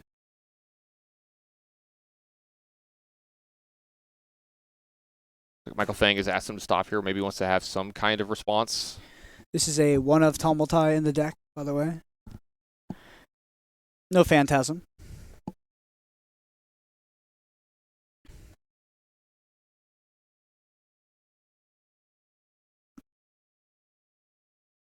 Okay, so going for the flip here. 2 reds, 1 Chromai, 1 Necria. That is definitely expected at this point in terms of the sort of hit rate of a card like Tumultai this late into the game. Let's see, where does that -1 want to go from Juha here? Do you have a preferred target? I believe that it hits the Bendal Spring Tunic. I have not played Tumultai myself, and I do think that the -1 is not a may, it is a must. Oh, no, you can't hit the Crown of Seeds. Okay, that's more what I was wondering, is if it was actually possible to hit the Crown of Seeds. Yeah, so something we don't see very often. Oldhim without his crown. Crown of Seeds no longer available to Michael Feng here this game, and that could loom large. This has been so big and so important for him to even get himself to this point in this game. I think that that's absolutely an easy target for the Tumultai, and part of the reason why it's in the deck is to hit that Crown of Seeds. All right, Macho Grande pitched here, some resources floating. So we're going to block of the Ram's Head. Use another 1 here. Gonna sink below from Arsenal. Michael Feng likely setting up to clear the Tumultai on the following turn. He's going to go ahead and sink one of the cards from his hand. He's going to draw a card from his deck. I think I saw a Lightning Strike maybe in his hand. It seemed like maybe an easy one to help clean up here. Might have been wrong with the C early on the turn. Go back over to Michael Feng after that burn them all trigger is paid for. That's 4 more cards from the Dromite player. It looks like it is an Enlightened Strike, but he's gonna consult his options real quick here. Okay, there we go. Yeah, he's caught himself both times this game. And look, they've played for an hour, 26 minutes. I would have missed multiple Tunic triggers in this game by now. So clear answer to Tumultai here on Michael Feng's side. Yeah, with the go again, he's going to be able to go ahead and clean up as well. Is gone. That is a huge turn for Michael Feng here. Even if he lost his crown, he's still in a spot where he can see the finish line. What a great game that we've had here. I mean, if you're interested to see how this matchup can go, I know it. Like, I think a lot of people look at this matchup and they think it's polarized one way or the other. You know, I think Tarek Patel famously said it was unlosable for Oldhim, and then went and publicly lost against Jamai. Just throwing this man under the bus. It definitely did happen. But yeah, it really did. Yeah, you're right. This is the classic 90-90 matchup in Flesh and Blood, where both sides will often think that they have a very, very good matchup. But talking to Michael Feng, he did think he was a dog going into this, and I think he's navigated this matchup very, very well. Yeah, it's kind of like, it reminds me of the days back when you had Starvo versus Prism, and it mattered which person you talked to. It'd be like, if they were playing Prism, they thought Prism was favored. If they were playing Starvo, they thought Starvo was favored. That was different because Starvo players were just incorrect. But see, I always thought the Prism players were incorrect. I see how it is. Dust from the Red Desert, Vincerakai coming down here. Chromai paired as well. It looks like we're going to have an attack from that Chromai. Yep, Michael Feng needs to figure out how he's going to block this Vincerakai. The on-hit trigger can be pretty nasty when you're sitting at 15 life. Yeah, with go again, plus it's going to gain extra spots. So 2 action points here for the Dromite player. So even if there are poppers here this turn, these dragons are going to keep coming. Rouse the Ancients is going to get pitched here. Yep. For the Arcane. Staunch response in hand, by the way. Yep. So maybe a nice way to deal with this Vincerakai that we talked about. Yeah, Chokeslam's going to go ahead and take care of that. We're up to, 16 counters on the Ghostly Touch? What was the number we were talking about, 20? We were over on the over or under on the 20. Yeah. Vincerakai going to go ahead and come across. Okay, do we have another popper in there? What's the second card other than Can't pop Staunch? This card because of the dust from the Red Desert, but we have a red Staunch that. response in hand, which is going to be a very nice answer. You know, Michael Feng answering Vincerakai extremely well, both times with Staunch responses, is almost certainly going to swing the Titan's Fist on his turn to clear it. Vincerakai does have a single point of health. Going to pitch the Furnace here, make some more Ash. We're at 8 Ash here as well. Looks like we got Burn Them All is at 5 here, and I think we're going to be almost out of gas on the Burn Them All. This might be one of the last turns that's going to be able to stay around. Arsenal and pass over to Michael Feng. He's already got his play lined up. Macho Grande, Titan's Fist. Yeah, I mean this one is pretty much scripted at this point. You got to get rid of that Vincerakai. Yep, we're going to go. Michael Feng, no Arsenal, though, notably.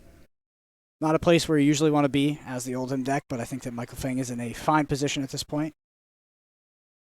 Juha's deck for the bottom 7 cards are going to be Miragai, Embruma Senpai. I think it is a blue. 2 reds, a Passing Mirage, a Sweeping Blow, blue, I believe, and then a Sink below. So really running out of threats there.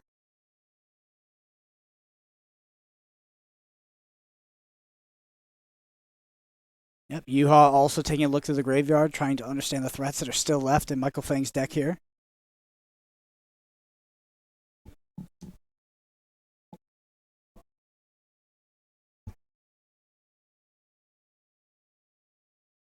Both players down to the wire. Just trying to figure out how they're going to execute this this potential endgame to close it out. I think Juha, the onus is really on Juha to try to get this done. Michael Feng has a sort of much more clear path to win.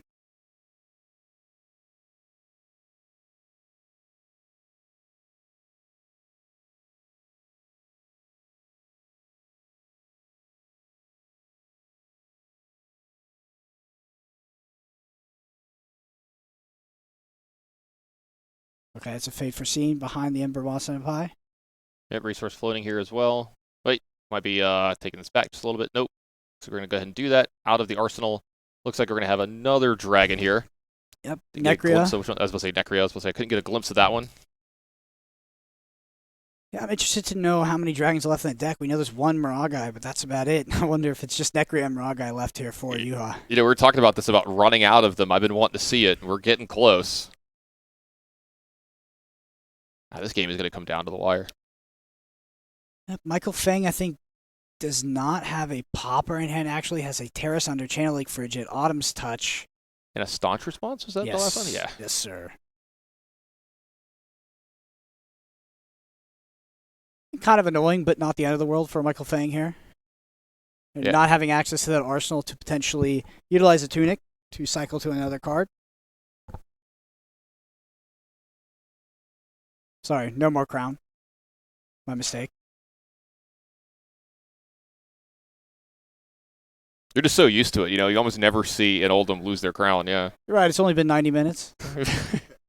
91 and a half. These matchups can be, they're very, very grindy. But I think we are coming down to the wire here where, look, like I said, onus is on Juha to try to finish this game. Michael Feng has determined, at least I think is telegraphing his game plan to try to win, which is to simply run Juha to threats. Look, one of the players might not get fatigued in this matchup, but you and I certainly have. I'll tell you that. Block from the Rampart, the Ram's Head. Autumn Touch going to come in here as well. This is going to soak up a ton of damage. Use that resource to pump this up just a little bit here.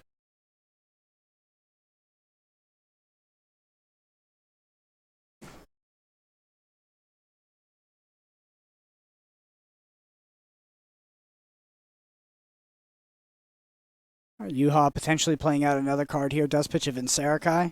Important to note. This is a Command and Conquer. It's going to come up from behind this as well. This is another 6 attack here. It looks like this Terra Sunder is going to go ahead and block a little bit of the damage, but it might leak through some here this turn. Yeah, definitely will leak through some because Michael Feng is not able to actually cast that Staunch Response on the Command and Conquer. I don't think we'll see armor committed because it is just raw damage. If Michael Feng thinks that, you know, this attack and another attack are the potentially last instances of damage he will face, then it would make sense value-wise to actually block with the Crater Fist and get the 2 while you can. But I'm not sure that's the scenario. We do know Miragai is left in the deck. We see the Vinserakai sitting in the pitch there, so could be some relevant targets for that Crater Fist block in this late game.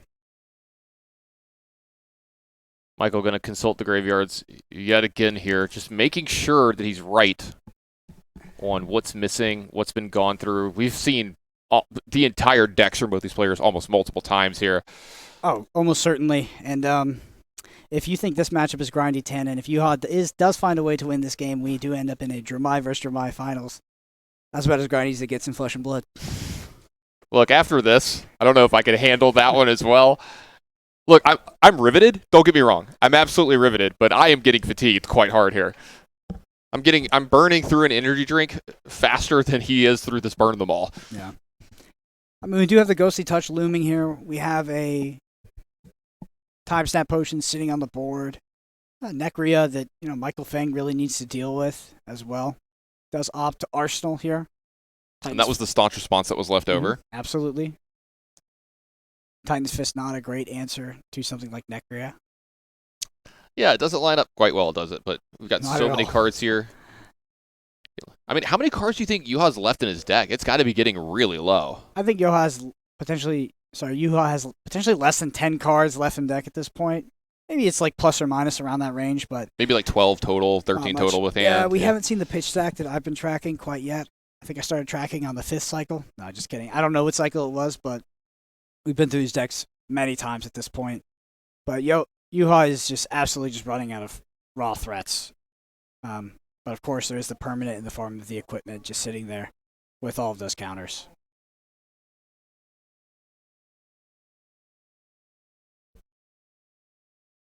Burn them all. This is the last burn them all as well. Yep, and a Kyloria pitched as well. Kyloria played. Nice threat here. This one's got a nice on hit as well behind this. Yeah, I think we might potentially could see some equipment blocks out of Feng before this game ends. You're not having access to that Crown Seeds anymore. But it does have the staunch response, like we know, in Arsenal. Lowrone Boots still sitting around to help clean up this arcane damage.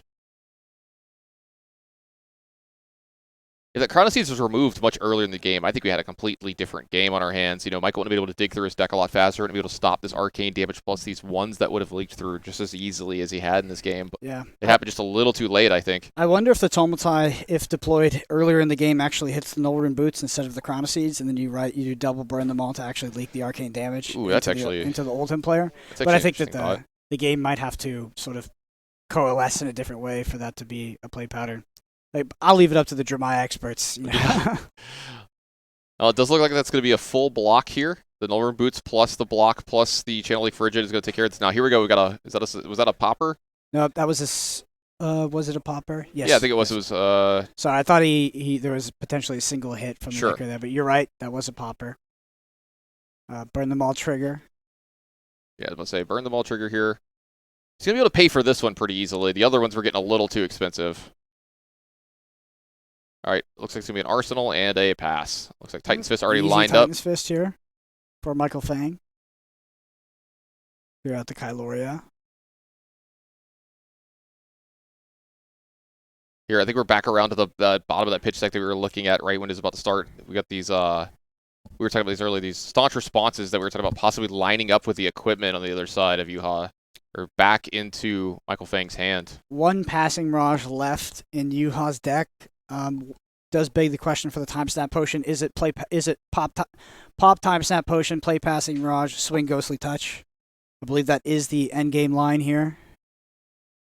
So they will be able to maintain the 2 action points, thus play the Passing Mirage, and as well as swing with Ghostly Touch. We've got 3 counters on that Spring Tunic as well. I was about to say, do we have enough for Michael Feng to be able to use 2 staunch responses in turns just to make sure that he can stay alive as well? There's so much going on here in this game that we've been building towards for the last hour and 37 minutes.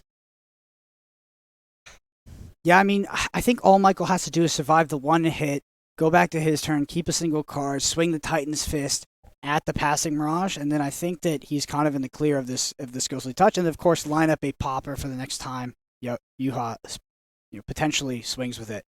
Juha's deck looking very, very thin at this point. I mean, this Dramaya deck is honestly known against Oldhim to go down to these sort of game states, set up the pitch stack with the Ghostly Touch, Time Snap Potion into the Passing Mirage. It's pretty textbook. All right, looks like that is what we're possibly going for here. Well, oh wow, maybe not. Juha reached for it. No, that would most likely be it, Tannen, if we do pop the Time Snap Potion here. It does look like that's going to happen. Action points are 17 counters here on the Ghostly Touch. Action points gained. There we go. There's the Passing Mirage. We're going for it here. Juha, this is the end game that he's been crafting. And this is what Michael Feng's been ready for, it looks like, for the whole game as well. Yep, Michael Feng is obviously aware of this, but Juha does have an additional Kyloria and Vincerakai in the deck to maybe follow up on top of this Ghostly Touch at a different turn. But yeah, Michael really just has to survive this and swing the Titan's Fist at the Passing Mirage. Yep, there we go. Remove 1 counter from it, so it's down to 16 now. Paid with 3 cards from hand. It takes 3 to activate, so this is attacking for 16. It itself does have Phantasm, but like you said, does it because of what we've set up here.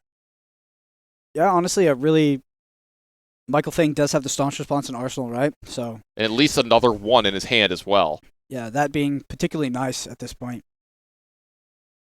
Yeah, I think it just becomes a math problem for Michael here. And then, like you said, make sure you have that popper in your hand because you're gonna make sure you can keep a blue, use the Titan's Fist to take down the passing Mirage, come back and hopefully have a popper for the Ghostly Touch from behind here. Yeah, I think the math is very much in Michael's favor, actually. If we think about the dragons that are still in the deck,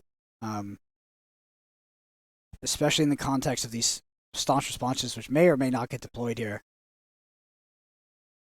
Michael Feng just double, triple checking. Yeah, this is the most important turn, or one of the most important turns of the game. Definitely need to double, triple check here. I mean, they've been setting this up for 100 minutes now.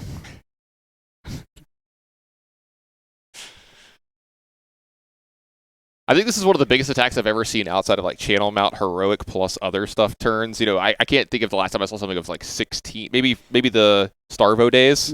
Tannen showing his lack of experience casting Kano games. Okay, well I'm saying attacks. Attacks. I know you love your Kano, all right? I'm just saying these are chump numbers. Blazing Aether doesn't count, okay? These are baby numbers. For y'all, I'll give you another little behind-the-scenes look. Y'all haven't realized how much this weekend off-camera Renan's been talking to me about Kano. He's been trying to convert me to the Church of Kano the entire weekend, and I have been staunch in my responses of saying that I am not in. I don't know what you're talking about, Tan. It doesn't sound like me at all. Yep. So Michael Feng just really double, triple checking. This is the pinnacle turn. You know, after this, I think the game is close to effectively over, unless there is some playline out of Juha that I have not foreseen yet. Very possible. I'm not, top 8 sitting here with Jermai. So, but I think based off the cards that we've seen, there is a Vincerakai and Kyloria left in the deck. No more passing Mirage. No more way to prevent Phantasm. I don't believe. Yeah. So it looks like we're lining this up finally for Michael Feng. This looks like block with the Pulverize. Block with the Ram's Head, block with the Crater Fist, pump the Fendal Spring Tunic into the Ram's Head, pitch 2 cards. This, I think, is a fully powered staunch response as well. I think it's 2 blues that we had pitched there. Yep. I can't tell the bottom card, to be honest. Yes, this looks like this is going to be... Trying to do the math here. Yeah, I was supposed to say I think 1's going to get through. We'll have the light cells get updated here in just a second. So the players reach for the pads. Maybe 1 got through here, but it looks like it's 16 to 12 until we get an update here. Back over to Michael Feng.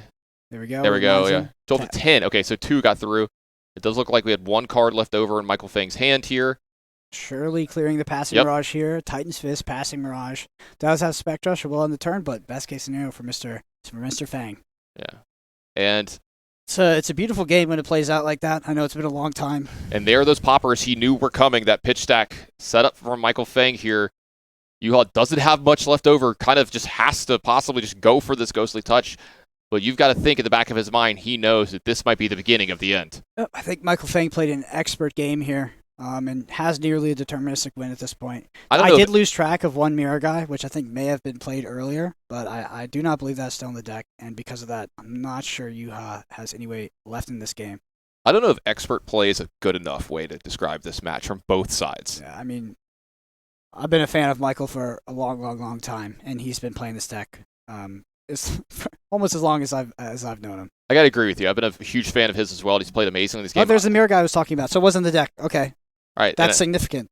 I've become a fan of Juha's here in this game as well. So look, he's got some backup here. Yeah, I lost. So I kind of was second guessing myself, like, because we hadn't seen it in so long. I was like, okay, maybe it was played, because we played, I don't know, 10 Mirror Guys this game or something because of the recursion. I think this might be the 6th one. I'm pretty positive we're on number 5 or number 6. But I think it's number 6.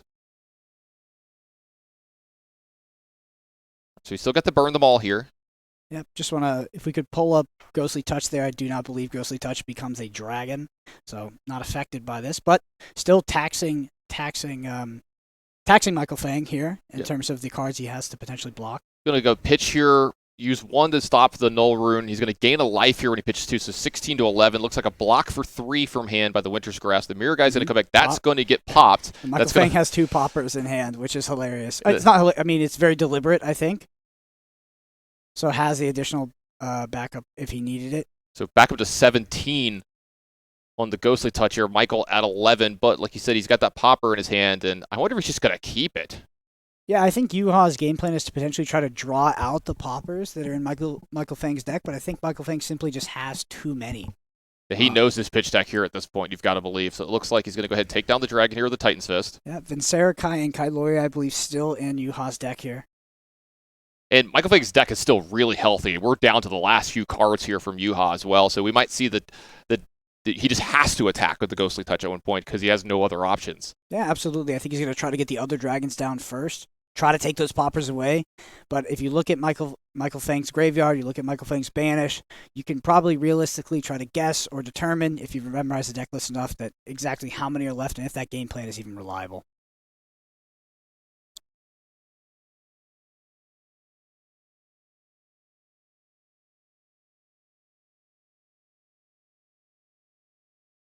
All right, just a bit of tanking from the players here.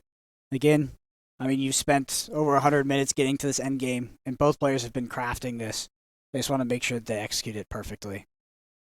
Yeah, what a marathon game from both of these players here. Whoever comes out of this has got to be proud of themselves, and whoever ends up going home still has to be proud of themselves as well, getting this far in the Pro Tour and playing this amazing of a game here in our top four. I mean, this is for a spot in the finals. So much money on the line, so much pride on the line for these two players.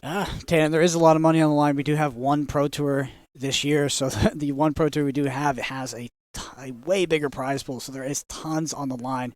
The prize jump, especially from second to first, is just incredible, getting that 50K plus the card. The card is, I think, one of the biggest wins of that first place prize.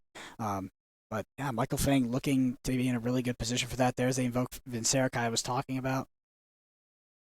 Yeah, this has got to be one of the last dragons left in the deck. It literally comes down to a binary question, I think, Tana, which is, does Michael Feng have enough Phantasm Poppers to just blow up any dragons plus the Ghostly Touch? It's literally just a 3 versus 4 question, I think.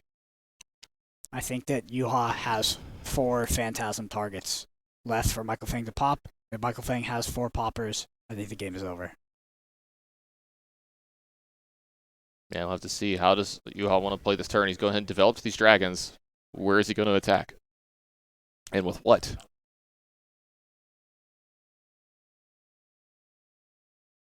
Looks like maybe moving towards the Ender Eye here.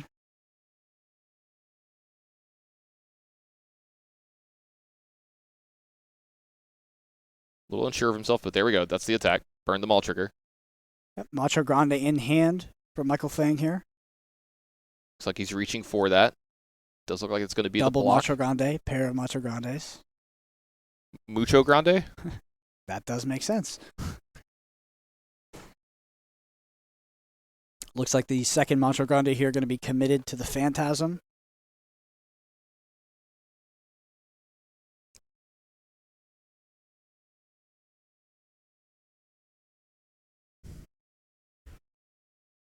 Ghostly Touch sitting at a healthy 17. Yeah.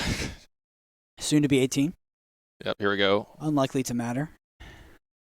The Uno Grande with the block here, up to 18 on the Ghostly Touch. Okay. Ash Generation here. Yep. Back over to Michael Feng's turn. Surely it's a Titan's Fist to hit the Vincerakai. Leaving a card in arsenal for Michael Feng. Burn the Maul trigger. Does stay around. It looks like you're going to go ahead and pay for that. Here comes the Titan's Fist. Goodbye, Vincerakai. Closing in on an hour and 50-minute match here, and just I cannot believe the game that I'm seeing before my eyes and the way that these two players have played. Just unbelievable stuff from both of them. But Michael Feng has put on a masterclass and weaved a masterpiece here in this semifinal. Yep, there's a third Macho Grande paired with a Cranial Crush. I think Michael Feng just knows the contents of his deck from card to card here. Yeah, absolutely. I think he's known it for a while, too. Michael Feng, a very, very good pitch stacker. Juha going to do some accounting here. Going to go ahead and count up how many poppers maybe have been through here. Can I afford to expose my Ghostly Touch here? Yep. Maybe not even having a choice left. All right, how many cards are left in the deck now, too? It's getting real thin on Michael's side, but definitely more than Juha has, for sure. This game really does I think showcase one of the amazing things about Flesh and Blood, which is how technical this game actually is. Look at how few cards Michael Feng is. He had to literally throughout the entire game. He was sort of weighing up this end game scenario to make sure he had enough poppers to survive this. I mean, the entire game was playing down to like these last few turns around the Ghostly Touch, around the Passing Mirage with the Time Snap Potion. Do we have enough poppers? Can we survive? Do we have the staunch responses with the Tunic Resource? It was all set up literally from the beginning of the game. Everything before that was just posturing. Clear board, maintain parity, get life total to parity, etc. But it all came down to this endgame scenario. Yeah, Michael does have a popper in his hand here, but I'm wondering if he's contemplating not using it here in this spot. Like maybe getting a block in, going back to his turn, and using Titan's Fist to clean this up. Very fair. I mean, Michael Feng surely knows the contents of his deck. If he does decide to do that play, I think it's because he's gotten low enough on poppers. Michael Feng going to check the graveyard again. But yeah, I mean, this Kyloria, honestly, not too threatening when you have something like a Titan's Fist. The 4 going to take you down. To 7 here, draw a card. We know it's going to draw probably something close to a dead card. Honestly, I don't think that there's actually anything good left in the deck. Maybe one Ember Moss and a Pie. I think there is one Centipie left, yeah. Yeah, it could be blue. I'm not sure what the color is. Kind of hard for us to see here in the booth. Which is, it is definitely a threat if we do take Michael Feng down to 7 off of this Kyloria. A red Ember Moss and a Pie could represent lethal, so the poppers are still important. Michael Feng just doing the exact math I think that we're talking about here.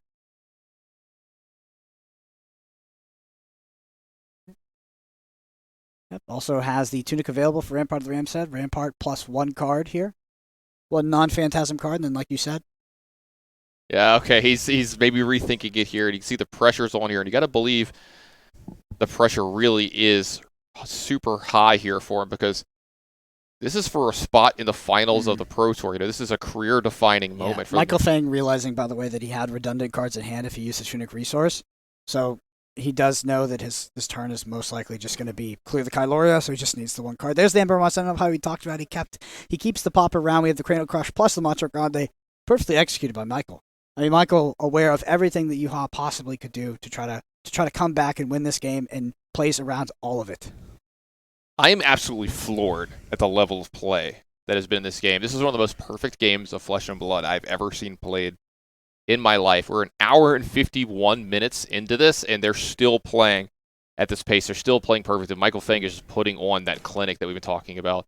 Just unreal play from both these players here. I do think that Juha may have gotten to the point where there's actually nothing in his deck that can kill Michael Feng here after this Kyloria is cleared via the Titan Fist. We do have a Burn Them All trigger. Burn Them All will not trigger because not enough to banish. And there it goes. Very small deck for Juha here. Macho Grande, Titan's Fist. I was wondering for a second if we went face. Yeah, it looked for a second like he just like, oh, you. But no, that's going to go ahead and kill the dragon here. Like, there's something I don't understand. And, yep, still a popper in hand. Wow. Is that potentially 1 popper left in the deck? Maybe the bottom card is a popper. No, it's a Macho Grande. So the bottom card that is not revealed, that is the last card in deck for Michael Feng, is a Macho Grande. It looks like there's a Cranial Crush in hand. Maybe this came down to Ghostly Touch on the battlefield, representing potentially lethal. Michael Feng, 2 poppers left.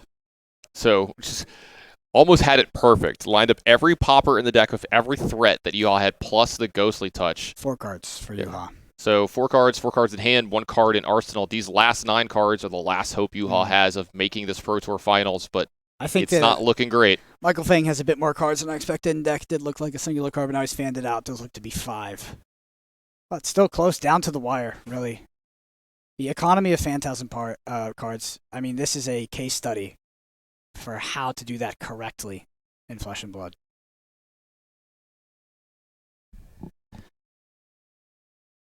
Looking to close in on the 2-hour mark here, potentially. What a marathon from these 2 players.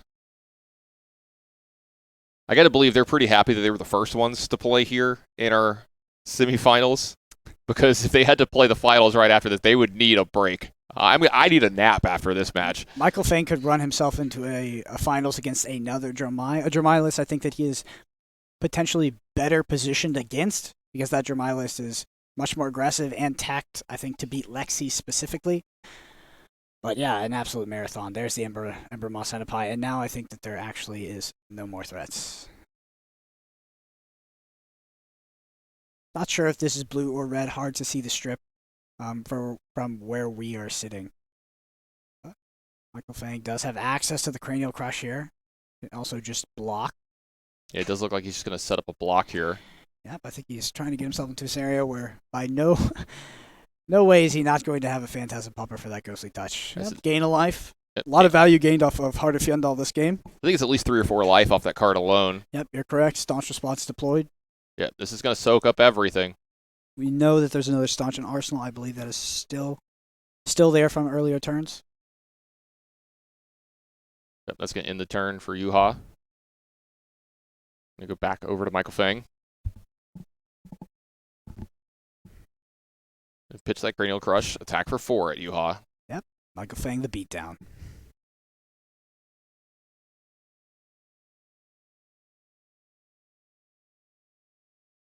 Looks like we're going to actually start with a sink below here. Yep. Yep, but we know Michael Feng is drawing into poppers. The Macho Grande. Yep, I was going to say the Macho Grande should be coming back around Glacial as well. Glacial as well. Yeah, Michael Feng has expertly sort of maneuvered himself into a position where he is not subject to that ghostly touch. Okay, Mage Master Boots. Into the Passing Mirage. Okay. Interesting. I think we had lost track of that third Passing Mirage Tannen. Very Mage true. Master Boots looming. So Michael Feng, keeping that Staunch Response in Arsenal as well. So this is sort of the last major attack out of Juha. We have the equipment as well as the defense reaction in Arsenal. Yeah, this is going to be a humongous block here for Michael Feng. Yep. 1 from Crater Fist. Rampart's going to be there. We have that Staunch Response in Arsenal. We've got a resource as well in the Spring Tunic. Yep. Wonder if we will see a block out of the Spring Tunic as well. Very possible here. Yep, there's our Staunch Response red. Perfectly executed. So there's the full pay for it as well. And it looks like he's going to keep around the Spring Tunic here. A little bit of damage is going to leak on over. We talked about those Mage Master Boots potentially used for Tome of Findel, but those were actually not in the match. I'm assuming it's maybe more for aggressive matchups potentially. But yeah, Mage Master Boots on the Passing Mirage, attacking with Ghostly Touch again. Now from Michael Feng. Titan's Fist into Passing Mirage, clear it, and now that is absolutely the last window Juha had in this game. Yeah, this has got to be enough. Michael has to brick on a popper here, but I don't think it's possible. Yep, there's the Macho Grande left over that we were talking about. And 3 poppers. Wow, Michael Feng, ladies and gentlemen. Yeah, Juha actually played this super, super well, too. And here we go. This is goodbye to the... Yeah, this is a popper, and that's going to be the handshake. 1 hour and 57 minutes in, you see the handshake